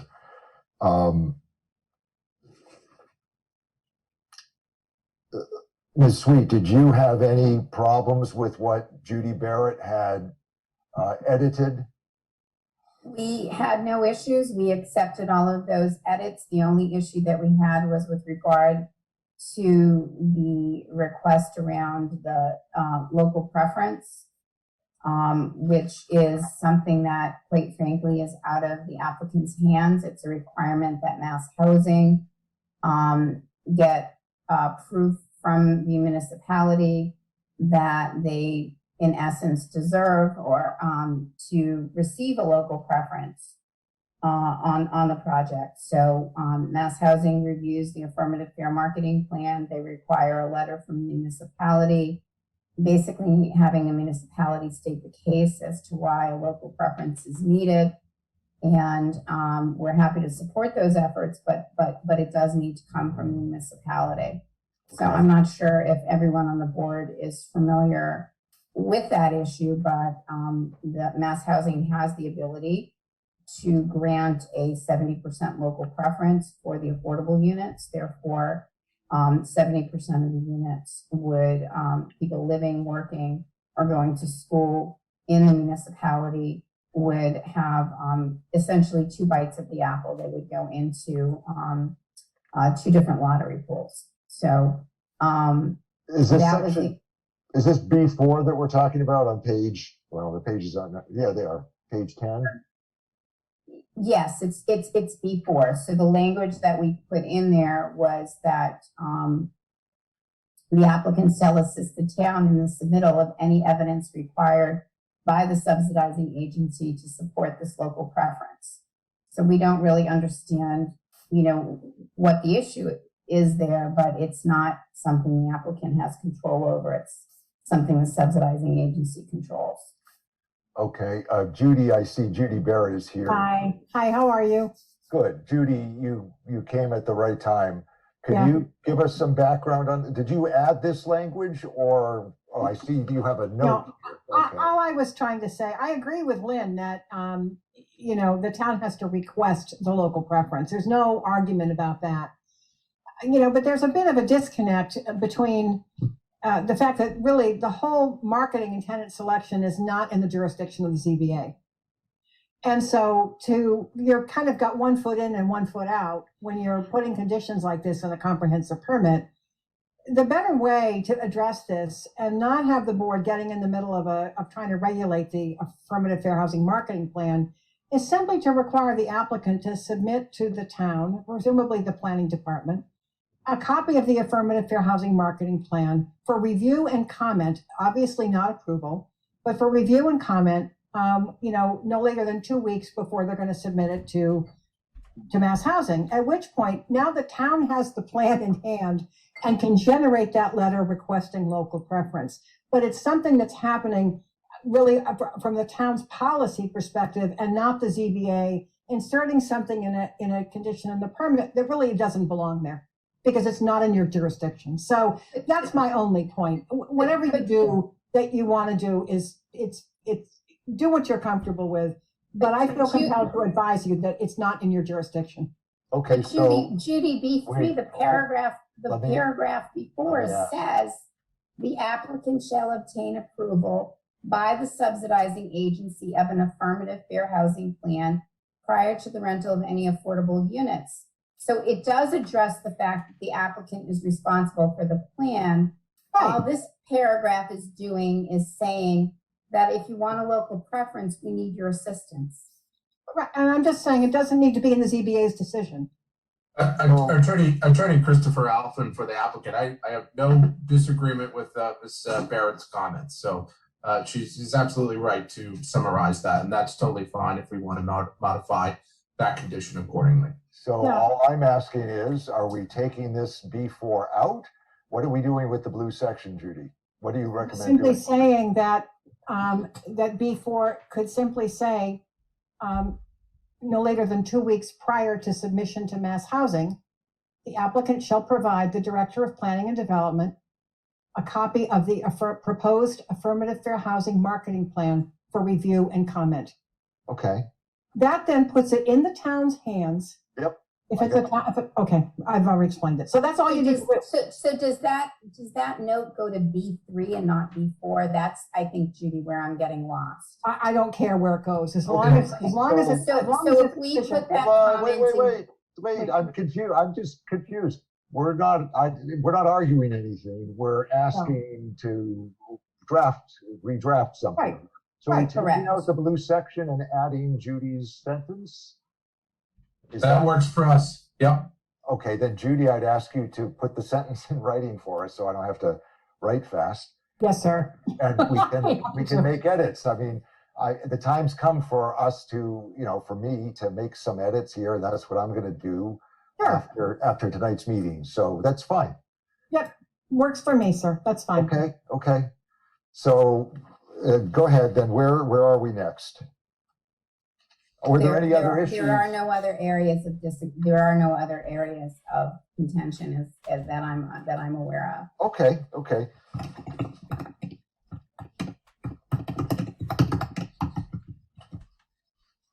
And Judy found this to be appropriate and within form, acceptable form, right? Yes, sir.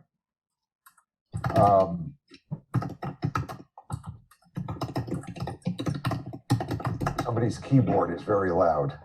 Yeah, why don't, Paul, do you want to take your screen share down? That was my fault, Tom. I was writing out the language to send you all. You have a loud keyboard. You have a loud keyboard.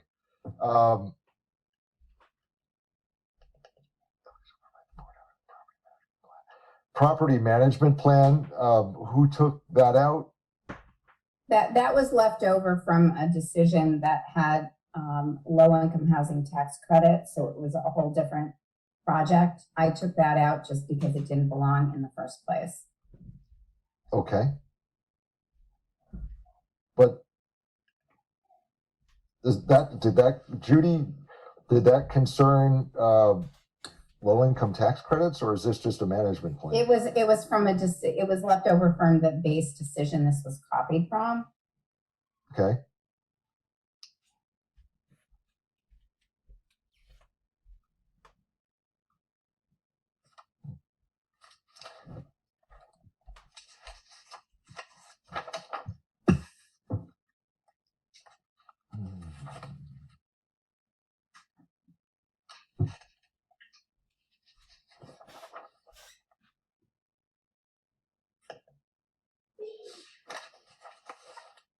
I'm just looking through the edits.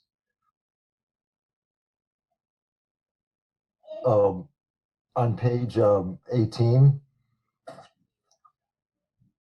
G6 and G7, is there to be an elevator?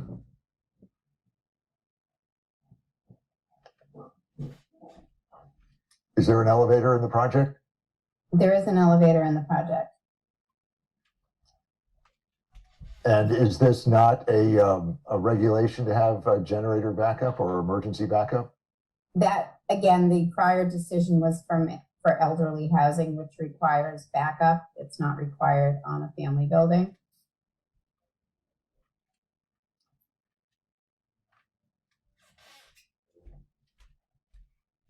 And I do believe we discussed that at the last hearing. Okay, G7 obviously doesn't belong. That's for different structures.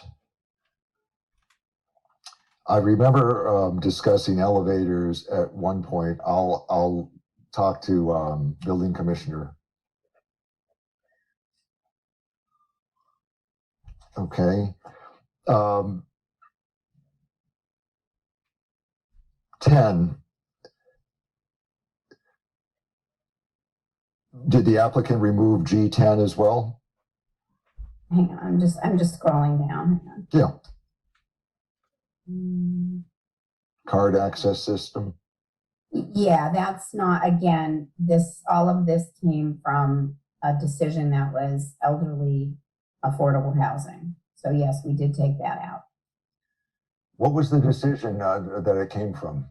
Was it one of your decisions? It was an elderly project in Wareham that had phases. It was nothing to do with this. It wasn't Norton. Okay.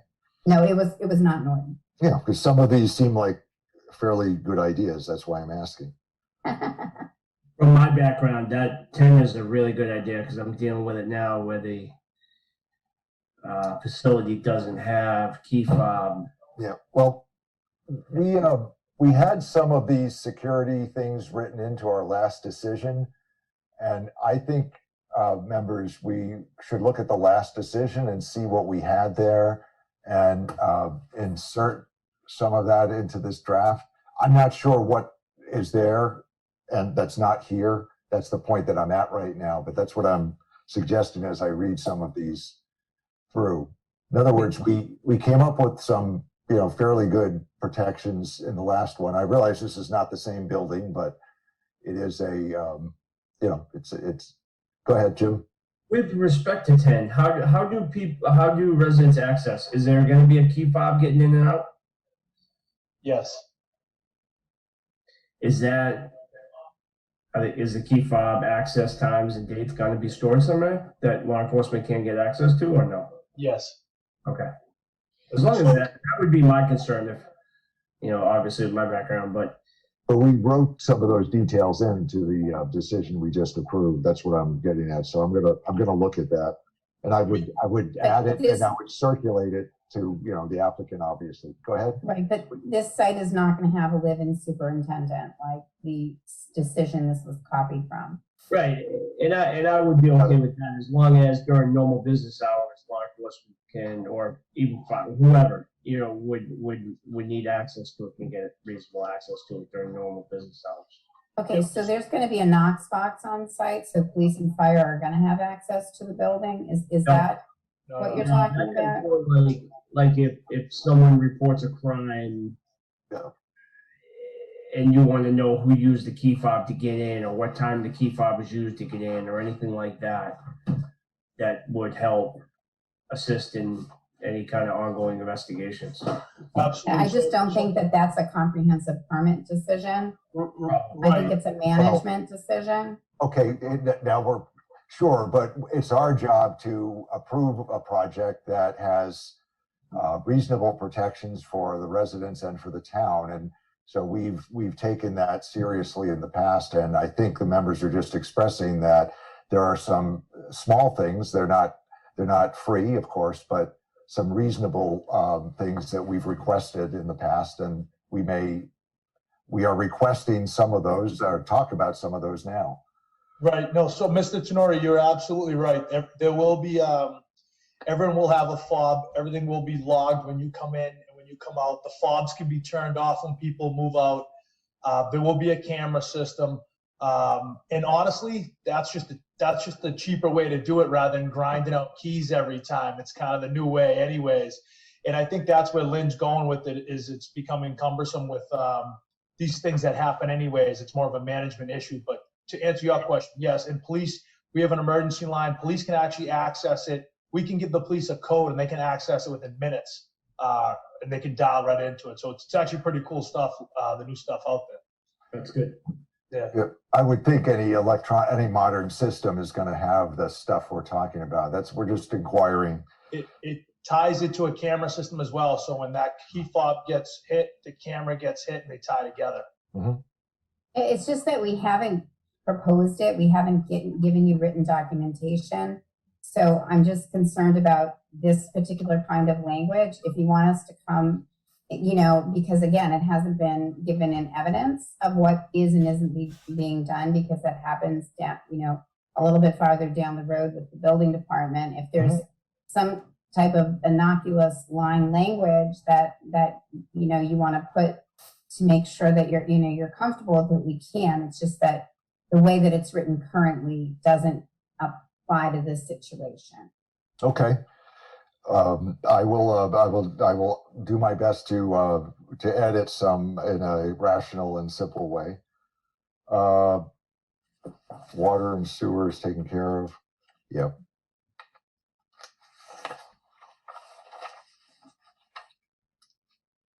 I'm just looking at page, now it's not numbered, page 20, I guess.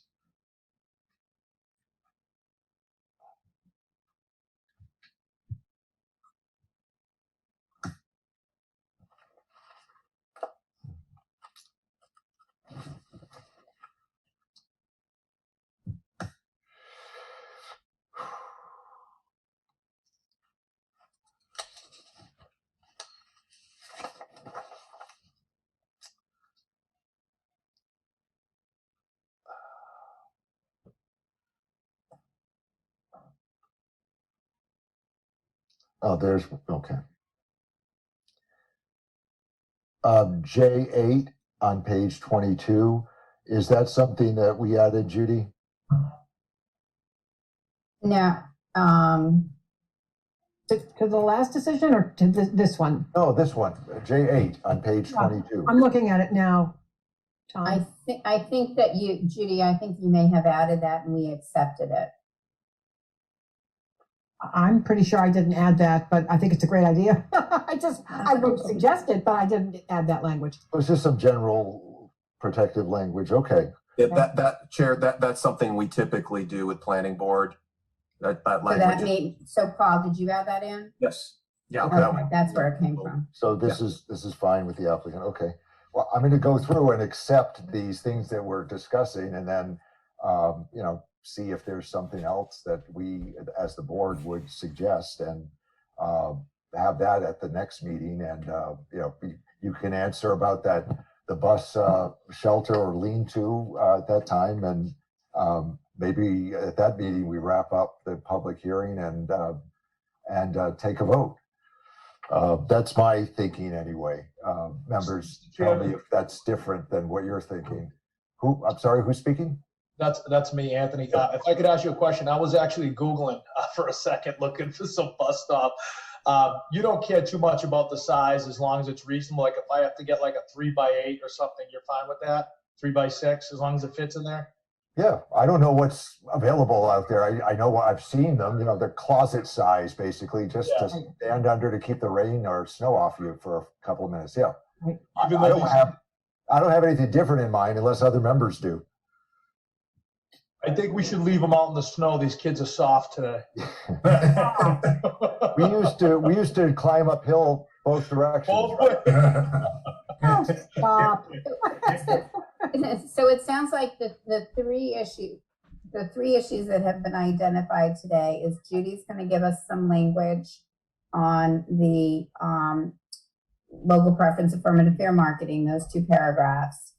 Anthony is going to look to see if he can find a bus shelter, and we will try and make an X on the plan where that might be.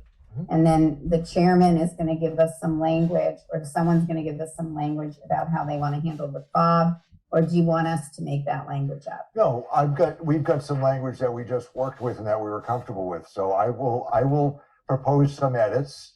I will get it to you in the next few weeks, hopefully, before the next meeting, obviously. And so that you can see it. And if any of it is, you feel onerous, you'll tell us, no, we can't do that, or no, we don't want to do that, or, it's going to cost $800,000, so we can't do it. That's the process that we envision. That's what we've done before. And I think we're at that stage now. And then at the next meeting, we can be fairly sure of, well, I think, closing the public hearing and either wrapping it up with a vote or being at the, altar of doing so. Unless members, do you agree? I think we're at that point. Yeah. Okay. So I will, we'll add some language, and Judy will give me her language. We can add it in and just get it to you, saying, okay, we've saved these changes, or most of them anyway. I haven't gone through every one, but I'll do that. We'll do that, and just get it to you informally before the next meeting. It won't be anything vastly different than this. The conditions, the waivers, you took them from the chart that Paul had set up, and you kind of condensed them and put them into paragraphs, right? Is that what happened? We had provided a list of waivers with our application. Yeah. And we took that chart and we put it into the end of the vote with, and I believe we discussed the waivers at the last meeting with Paul about the ones that are procedural and the ones that aren't. And so that it's important to note everything. If it's procedural, it's automatically, denied because it's actually covered by the comprehensive permit and the process associated with that.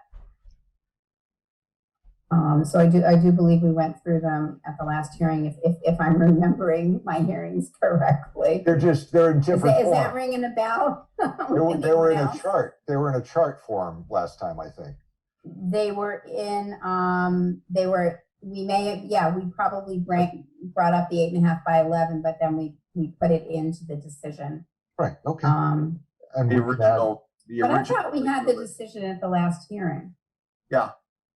Yeah. Okay, we did. It was. All right. I have a chart. That's what I was looking at the last time, but it's fine. I'm just asking the procedures. And I think we have to sign, I want the signature block to come after the waivers as well, since that's important, but we'll look at that. We'll just restructure it a little bit. That's fine. Are there other issues that, Paul, that you think we have to address before doing what I just suggested? No, I think that this is in excellent shape, and okay. And Judy, same? Judy, your mic's off. I'm sorry. Yes, I do. I agree. Okay. Then if there's nothing else, and I wanted to look at the sign sizing and whether a waiver is appropriate for that or not. Maybe it's in there. I haven't looked at that. Is there? Yep, go ahead. I think on the sign, it wasn't as much about the sizing. It's just that there's so many different other pieces within the sign ordinance, we thought we would be on the safe rather than sort of sorry by leaving the sign waiver in. Okay. If there's nothing else to discuss tonight, then should we continue this to the next meeting as well and hope to, get this, the final push accomplished before then? Members, yes? Yes. Is there any other use of our time tonight, Ms. Sweet, aside from what we've done? No, we appreciate your time. It sounds like the only piece of paper we need to get in at this point is if Anthony is able to locate a bus stop. I just didn't know if, obviously we're agreeing to put the bus stop in if we can. But I think if the board wants to continue and not close, we're fine with that. Yeah, that would be my suggestion at this point. We can close. I would anticipate closing at the next meeting. And the better the decision is in shape before we close, the more comfortable this board is. That's just the way we've done it in the past, just to keep open the opportunity to discuss as we're writing it. And I think the next meeting will do it. I do. So I don't think it's going to be a disappointing delay to anybody because then there'll be fewer questions as we're, revising the draft. That's all. So is there a motion, if there's nothing else on this tonight, is there a motion to continue to, help me, June 16th at say 7:05? I'll make a motion to continue this matter to June 16th at 7:05 I will second. p.m. Okay, nothing else, Ms. Sweet, right now? Oh, no, thank you, Mr. Chairman. Okay, how do you vote on your motion, Mr. Wren? I vote yes. Mr. Tenori? Yes. These roll call votes are silly. Mr. Noel votes yes as well. Okay, we'll see you on June 16th. And thank you very much for your input. I appreciate it. Thank you. Thank you, Mr. Chairman. Judy, I'll email you in the meantime. That's fine, Tom. Thank you. Yep, bye-bye. We've got a couple other items on the agenda. Sorry to keep those people waiting. We are just a popular town or something like that. Yeah. We have, who left? We have an application for 43 Bay Road, applicant owner Douglas St. Germain. Is Mr. St. Germain, yes, is with us tonight? Yes. Thank Yep. you. Are you the owner or are you the contractor? No, I'm the contractor. Okay. The owner is on also. Who is that? Lisa Oh. Schiffer. Lisa. Thank you. This is for 43 Bay Road. Sorry to keep you waiting. We've had a lot to do lately for some reason. Busy. Keeps the mind fresh, except in our case. Except in my case, I should speak for myself. Okay, this is in an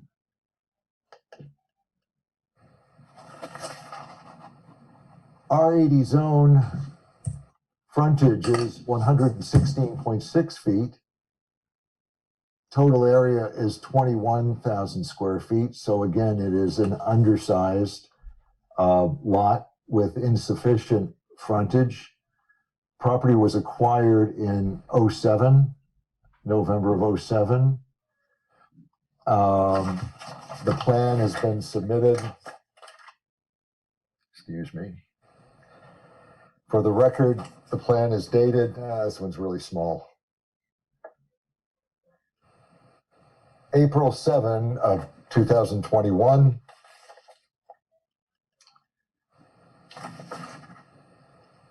It shows an existing house. I would ask you, Mr. St. Germain, just to walk us through very briefly what you are trying to do and what you'd ask of us. Yeah, so we're going to be adding a two-story addition to the front of the house. There is an existing sunroom that we are going to be removing. I'm sorry to interrupt so quickly. Sorry to interrupt. Which is the front? Is it Bay Road or is it Sun Hill? Bay Road, it's the front. it's the Bay Road is the front of the house. So this Okay. is it's directly across the street from the chateau. Yep. So go ahead, continue. So there's an existing sunroom that we're going to be removing, and then the new addition is going to go in place of that, roughly 22 feet out by 21 and a half feet wide. And there is a deck on the back of that. On the front of the house, yes. Yep. Well, in the section that you're There's a talking small deck on the front, correct. Okay, so the line from Bay Road, the distance is 59.3 feet. That's to the deck, correct? Correct. Okay.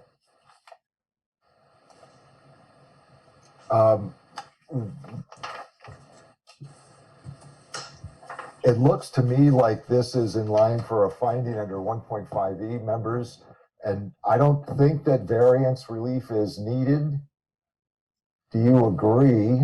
Well, no, the existing house is 34.4 feet from the northerly side yard. The new construction, however, is going to be 35.8 feet, and 35 feet is required in an R80. So I don't see any variance relief. Jim, you're agreeing?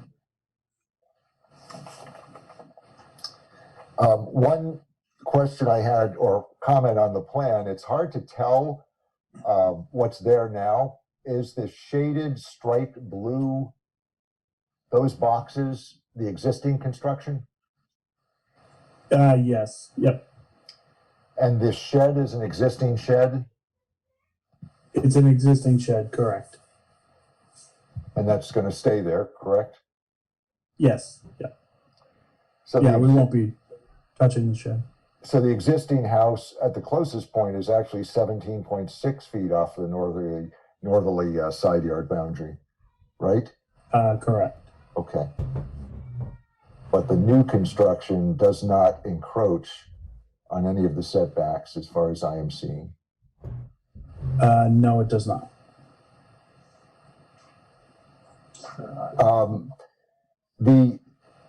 The building commissioner apparently determined that this is more than a 25% increase. Is that right?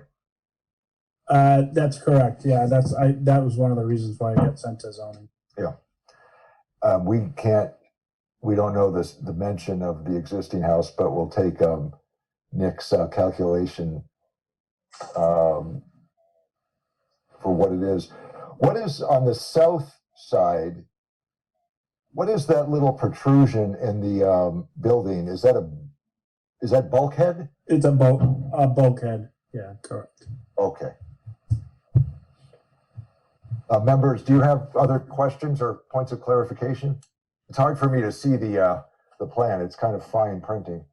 Yeah, it's a little hard to read, but yeah, it was interesting to me in the sense that the front of the house is Bay Road, but of course the driveway is off Sun Hill Road.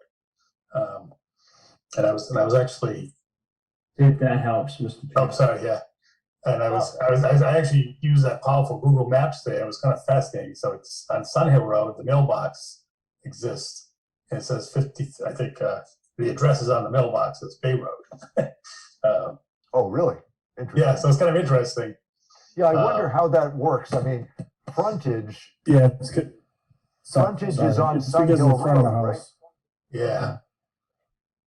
Frontage is insufficient. It's 100 feet on Sun Hill and 96 feet on Bay Road, it looks like. But does the town consider Sun Hill, because it's connected to Sun Hill by a driveway, is that the front of the lot? I don't know. I'm simply asking for informational purposes. I don't think it affects our decision either way. Chair, if I could, one thing Nick and I, the building commissioner and I talked about, and just so the applicant knows, and but the one concern, I don't know if concern's the right word is, but because it's a Bay Road address, emergency response would be a concern. So I know the building commissioner wants to just discuss with the fire department, just because if, God forbid there was a problem here and they go up Bay Road and there's no access to the house from Bay, it might just be a simple address change. I mean, that's just an administrative change. It's not a complicated thing. I mean, the way the house, I mean, it's the driveway, the house is fronting Sun Hill. I mean, I would assume that Sun Hill would be based on the, where you're looking at frontage. Yeah. Yeah, Sun Hill's a very, looks like Sun Hill's I don't know, this part isn't really relevant to anything, but it's a very narrow road. Look, at least on Google Maps. But it would be pretty obvious to somebody out in front of the house that you could access the house from Bay Road, so. An emergency, right? Isn't that area of Bay Road, isn't that like hilly right there? Is there trying to remember, just in my mind, from Bay Road to get up to the house, isn't it elevated? Mr. St. Germain? Yes, it is. It is a little bit. There's not a huge hill there. I mean, you can walk up the hill. It's not that. You could park the fire truck in front of the house, and it's not that far to walk to the actual house. I mean, it's 60 feet. So, but it's not the elevation isn't drastic. Not to the point where you got to climb the hill. You just kind of walk up it. So. I mean, I don't think that's a concern for us. It's a concern, but it's not something that affects our decision. I would just assume that frontage is on Sun Hill Road, and that's the address. I don't know how the address came to be Bay Road, but that's to be worked out with the town, I guess, the building commissioner. Okay. Through the fire department, actually, they're the ones that establish addresses. Okay. Just like for them, just so everybody, so the applicant, they're safe. That again, the last thing we'd want is them going up the wrong street because it was a bad address. But are you implying that they've changed the access, the driveway? Did it used to be on Bay Road? Well, we don't know.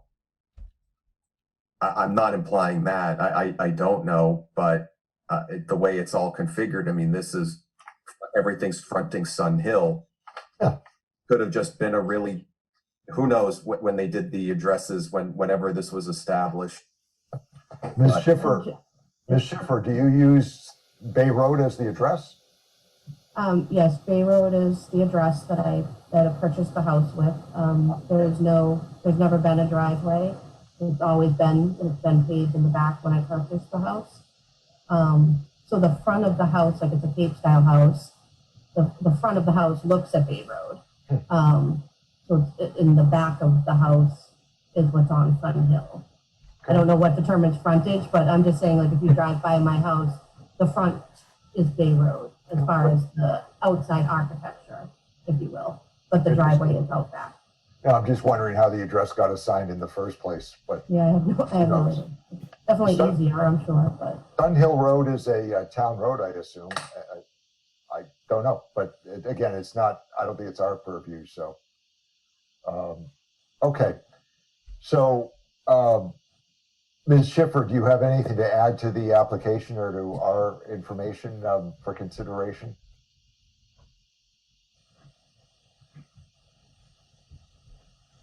Ms. Schiffer, did you have anything to add? Apologize, can you hear me? Yes, now, yes.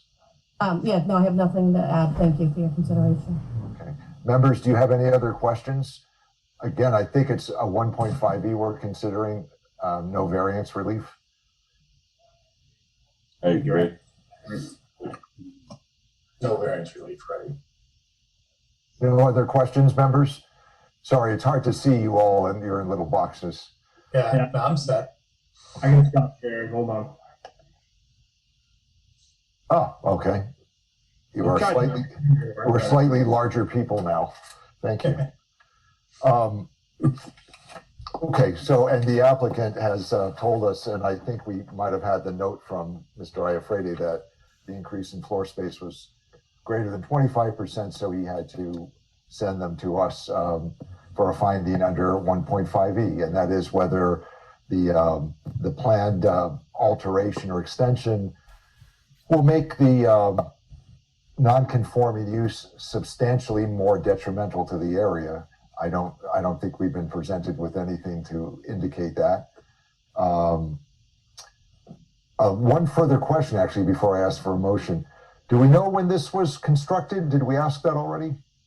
Mr. St. Germain, do we know if this was pre-existing non-conforming or if it came to be? I'm not exactly sure the date that the house was actually built. I mean, I think Lisa may know a little bit better about that. Lisa, do you I have don't know any? if she's still on. She is. No, Oh, Lisa, okay. I'm sorry, Ms. Schiffer, if you could activate your microphone.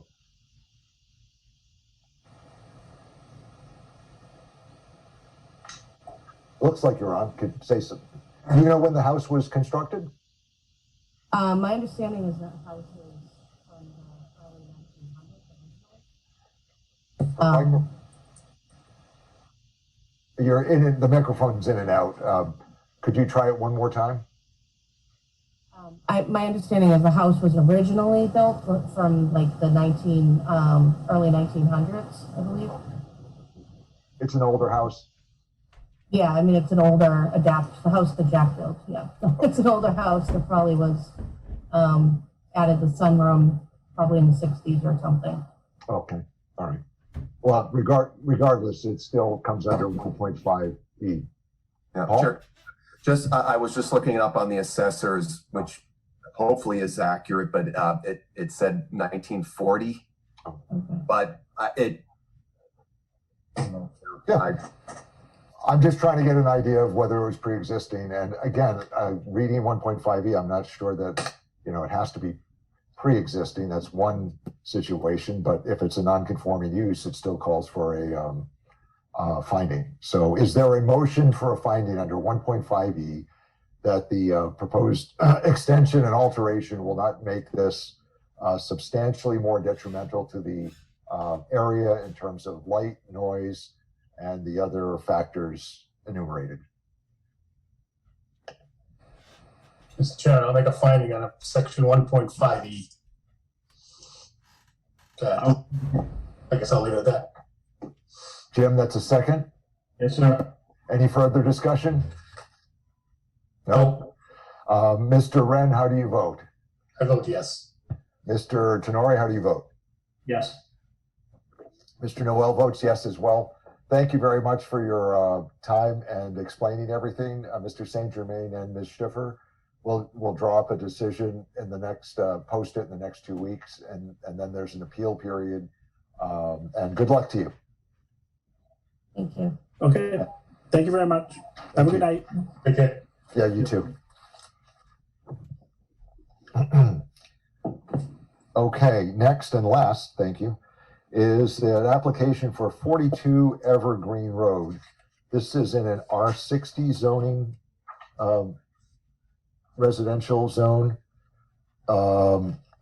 This is also non-conforming due to an undersized lot, approximately 12,000 square feet, frontage of 120 feet. Applicant seeking a section 6 finding that the raising and reconstruction as shown on the plan would not be substantially more detrimental to the neighborhood than the existing nonconformance, which tracks the language of 1.5E. And who is here to present the application? Michael Larkin for the applicant. Alan Rappaport, I'm the applicant. I'm sorry, okay. Mr. Larkin, what is your role? Are you the owner or a contractor? Yes, owner as well. Yes, that's correct. You're the owner? Yep. Okay.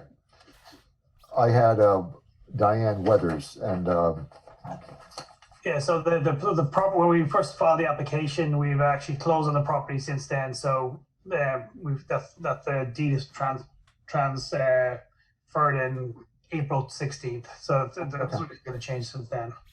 And Mr. Baggerpour, are you the contractor? I'm owner as well as contractor, yeah. So we're part of the I'm shooting blanks tonight with my questions. We own the property. The property's in an LLC right now. Myself and Cameron are the part owners. That's fine. You speak for the property. That's good enough. Could you walk us through what is proposed? And then we have some questions. Let me share my screen. I think the plan that we gave to you might be a bit difficult to read, so we've tried to make it a bit easier. So let me see if I can share my screen on this.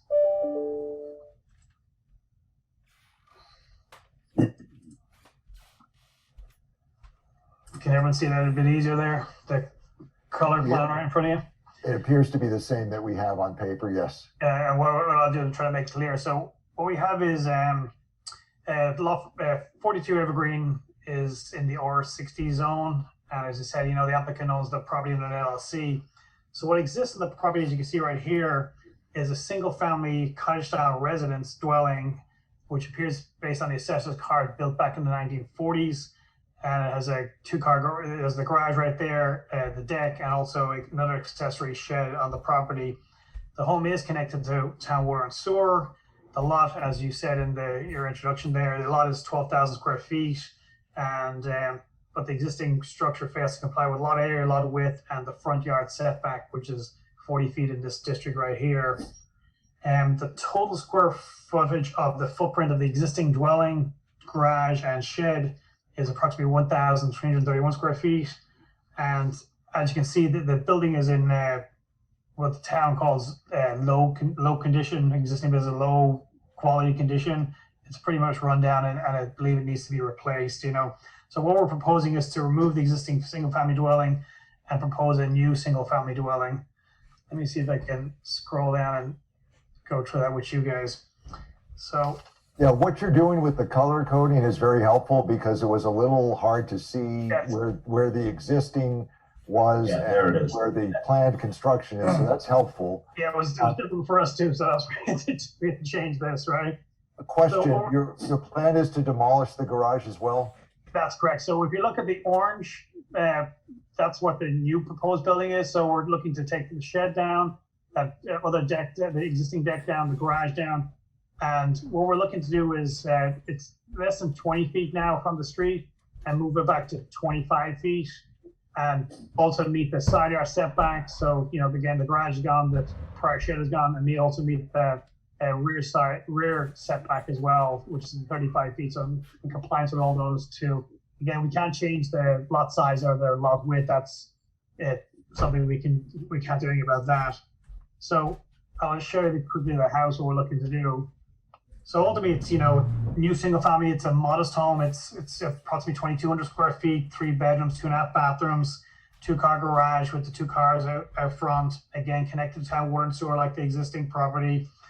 Again, we what you'll see as we go back to this property again is removing all these extra buildings and outbuildings. So the footprint actually of the property is going from 1,331 square feet down to 1,095 square feet. So we're kind of shrinking a lot of this and cleaning up a lot of the property. So as we said here in the proposal, we bring back the building from 20 to 25 feet. There was a talk, we did talk about, bringing it back to exactly 40 feet, but I think just for a sight line along the street, it would look a bit from a visual perspective, maybe out of whack, where it would be set back so much further from every other house. So I think just from a visual perspective, it's just to keep it in line with everyone else's house along the street. We did talk to the neighbors. They know it's a rundown house. It needs to be replaced. We showed them the plan. We showed them the new house plan and including the picture and the elevations. They were happy with that. They were positive with that, and they want to see this property being replaced. Again, as for regarding traffic, it's an existing single family dwelling. Proposed property is a single family dwelling, so shouldn't be any adverse impact on traffic and parking. And again, we have that 2 additional parking spots out front, so we got 2 in and 2 out. Again, as we're proposing here is just have a property that's no more than 2,200 square feet of finished area, and that's comparable to newer homes in the neighborhood. I mean, we are in a bigger lot. A lot of lots go from 4,000 square feet to 6,000 to 8,000. This is one of the biggest lots in the neighborhood at 12,000 square feet.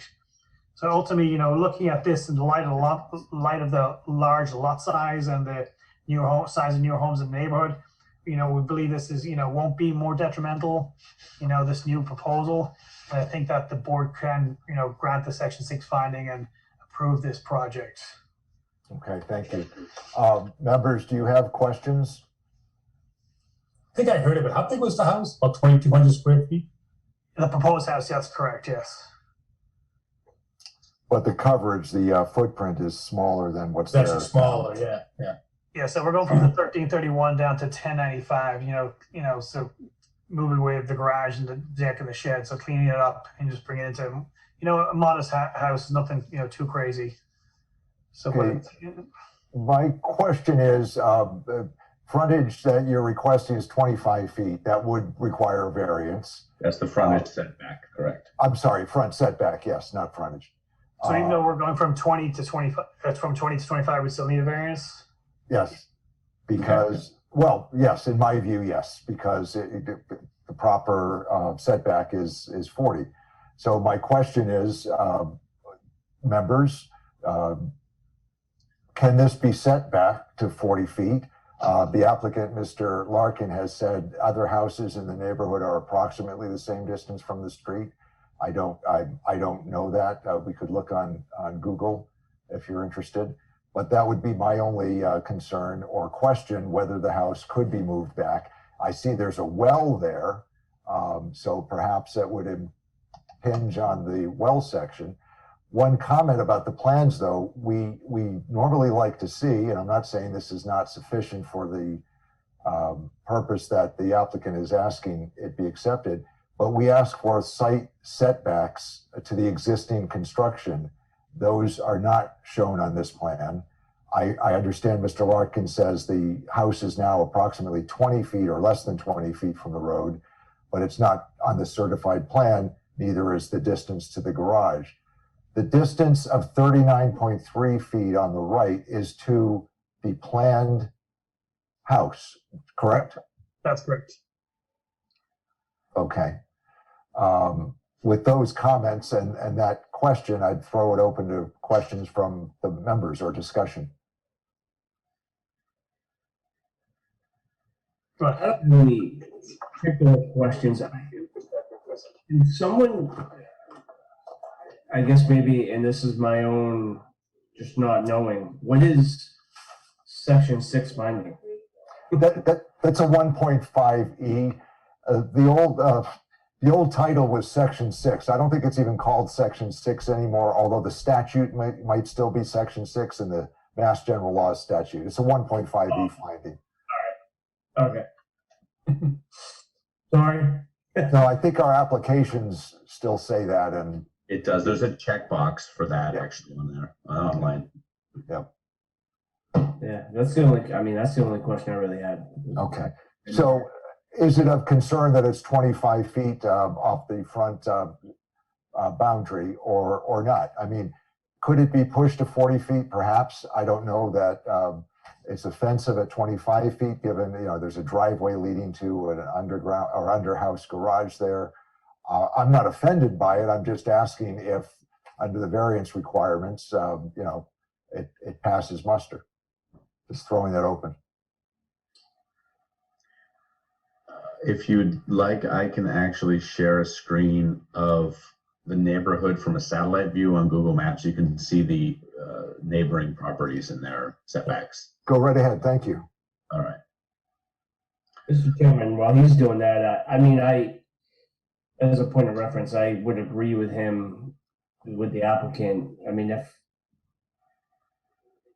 if all the houses are in the same kind of setback, I think setting one back from the others would look visually unappealing. But that would be, I would agree with him on that. It looks like it may be a little forward now from the house immediately to the left as we're looking at this, but only a few feet, and the proposal is to move it back another approximately 5 feet anyway. So yeah, I see. It's not a departure from the neighborhood at all. I would agree. Yeah, 40 feet would place it way back in here. Yeah. Might be a little odd. Yeah, it looks like the house to the right is set way back, I believe. Yeah, it's a little sectional. There's another piece in here under the trees. Oh, I see. Oh, I see. So it's actually much closer. I see it now. Yeah, right. Yeah, it's closer to the street, yeah. Okay. Yeah, I mentioned that only because I agree. I think 25 feet is fine given where most of the houses are. Now that you point that one out, that also looks like it's close to 25 also. So. Just trying to create uniformity in the street, Yeah. Okay, thank you for showing us that. That is helpful. Is Members, this the reservoir section of town in general? Is that where we are? Yes. Yeah. they're all small lots. Yeah. Um, I mean, this is one of the bigger lots in the street. I think there's out of the street, say there's 25 houses. I think we're, it's 3 houses of 12,000 square feet. The rest are, going down side, moving down in size from, 4 to 6 to 8,000 square feet. So it is a bigger lot. So I think on a visual size, that was what will look good on this lot. It's not too big. gotta wonder though, members, when zoning was implemented, these houses were there. Most of them were there, I assume. Right. Why it wasn't just R40 instead of R60? I realize it's for new construction, but still, to be closer to what was existing at the time. I just gotta wonder how that decision was made. Don't know. If there are no other questions, is there a motion for variance reduction to 25 feet for the front yard setback, as shown on the plan of record, which stated for the record is dated March 26, 2021. Mr. Chairman, just as a point of order, should we ask if there are any abutters? Thank you. Are there any interested parties either to speak in favor of or in opposition to this application? Mr. Could you identify yourself and give us your address? We're right behind the house, and I'm just curious if it's a 3-story house from the windows it showed. How tall is the home? What is your name, sir? Matthew. And we are behind the house that's being proposed. So you are in Balsam? Yeah, 23 Balsam. Thank you. Go ahead, applicant. And what's the height of the house there, Cameron? See, I think the height is coming in at 33 or 34 feet. The living space is 2 stories, and there is a garage under. So So you could call it 2.5 stories.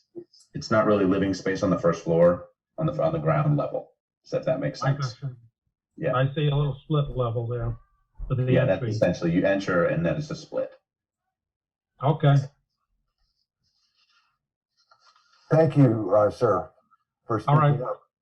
Do you have any other questions or comments? No, that looks good.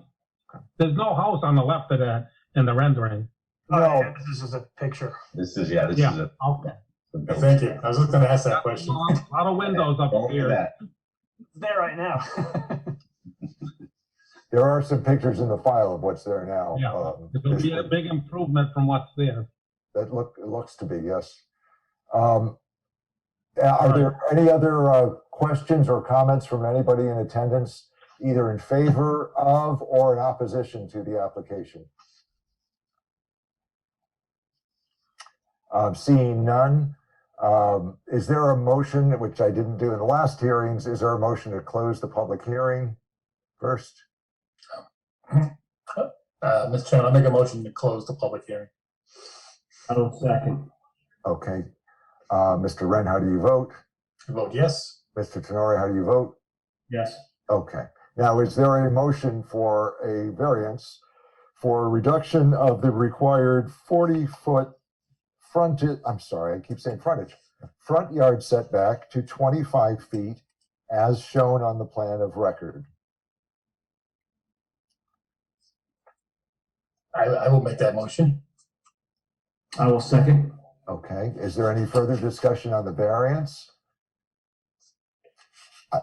No, I'm comfortable with it. Yeah, I'm comfortable, and I think the features of the parcel make it appropriate for this parcel, but not affecting the other parcels in the area, so as to satisfy the variance standards, and the difficulty in pushing the house further back, being next to the well and out of place with other construction in the area. So if there's no further discussion on the motion for variance, Mr. Wren, how do you vote? Oh, yes. Mr. Tenori?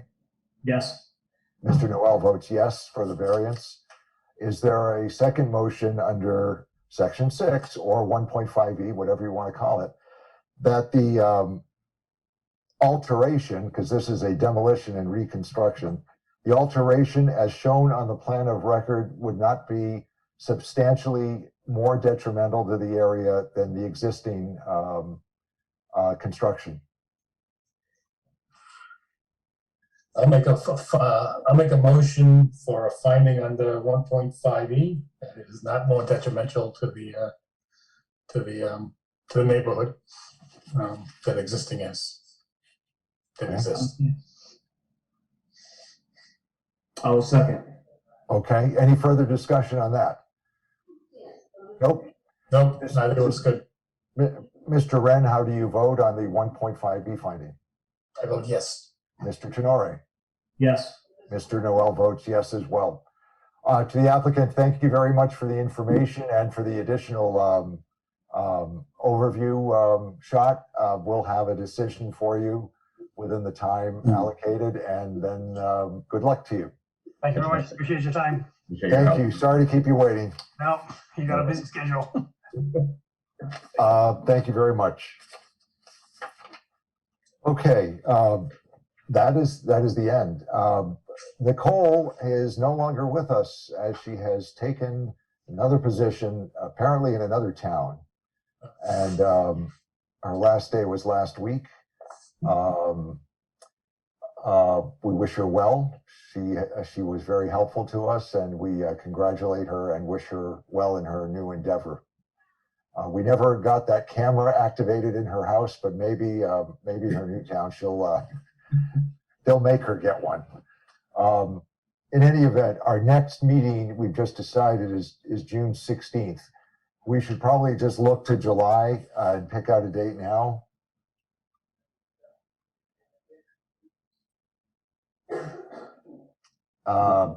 July 14th would be the date, 4 weeks off.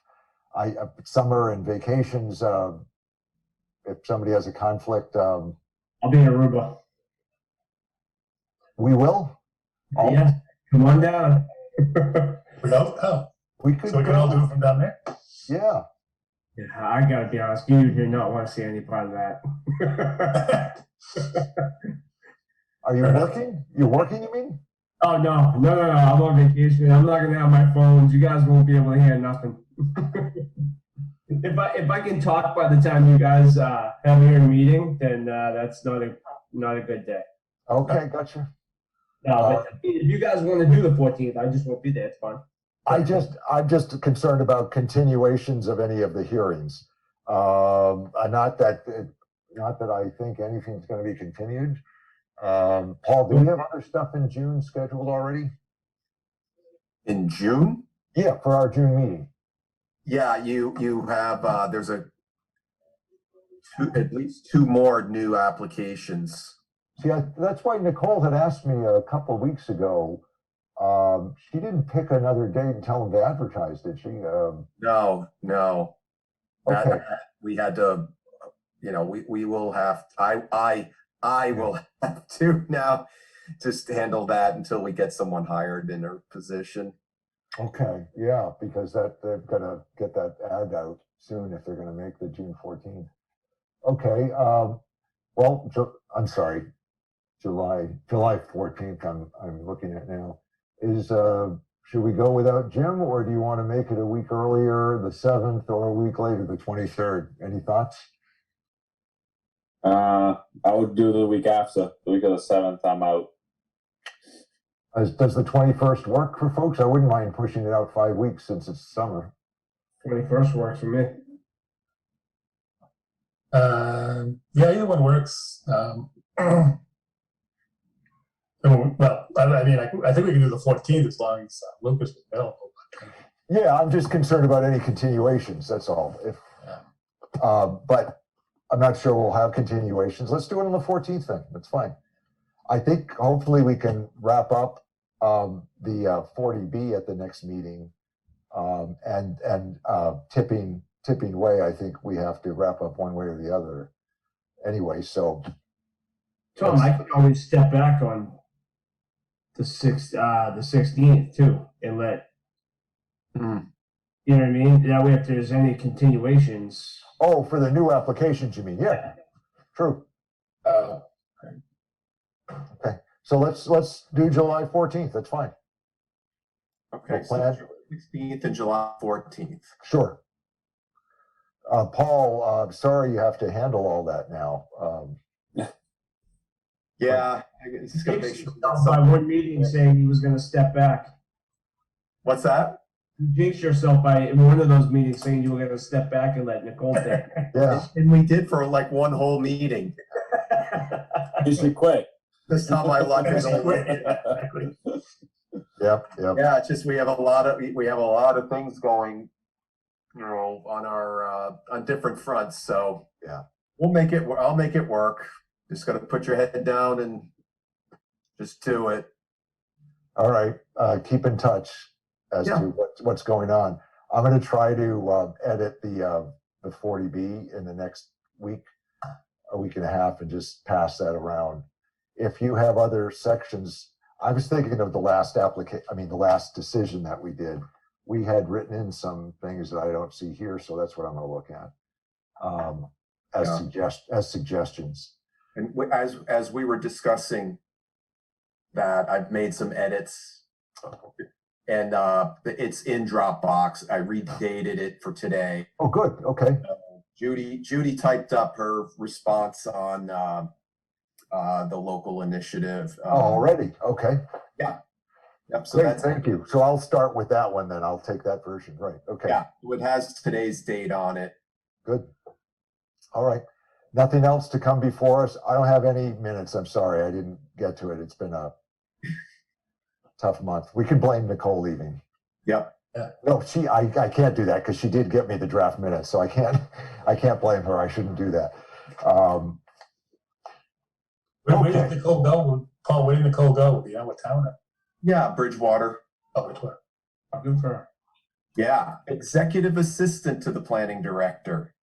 A title, good. Bridgewater. So Bridgewater has a planning director, an executive assistant to the planning director, a planner assistant, a conservation agent, and office manager. Wow. You should come up to the second floor and see what your planning department has right now. I think we're looking at them, right? You are. You're Wow. getting a new town hall. Once you get a new town hall, then we can build, then we can hire more people. Yeah, that was something Saturday. Yeah. That was a historic day. Well, we need it. We need a lot of things in this town. So yeah. More professional, more professional surroundings. We'll start it off, but Paul needs help clearly. So Hey, Chris Carmichael says hello. I ran into him in Fairhaven. Who? I'm sorry, I didn't get it. Chris Carmichael. Oh, very good, very good. Yeah, Where's just he? on Friday. He's in Fairhaven. Good. All right, anything else tonight? Good. Is there a motion to adjourn at a mere 9:40? Let's go. Yep. I'll make that motion. Second. All those in favor? Mr. Wren, Mr. Tenori, Mr. Noel, aye. Aye. Paul, good luck. We'll get it. Let me know what's going on. Paul. All right. Bye. I see you guys The later. recording has stopped.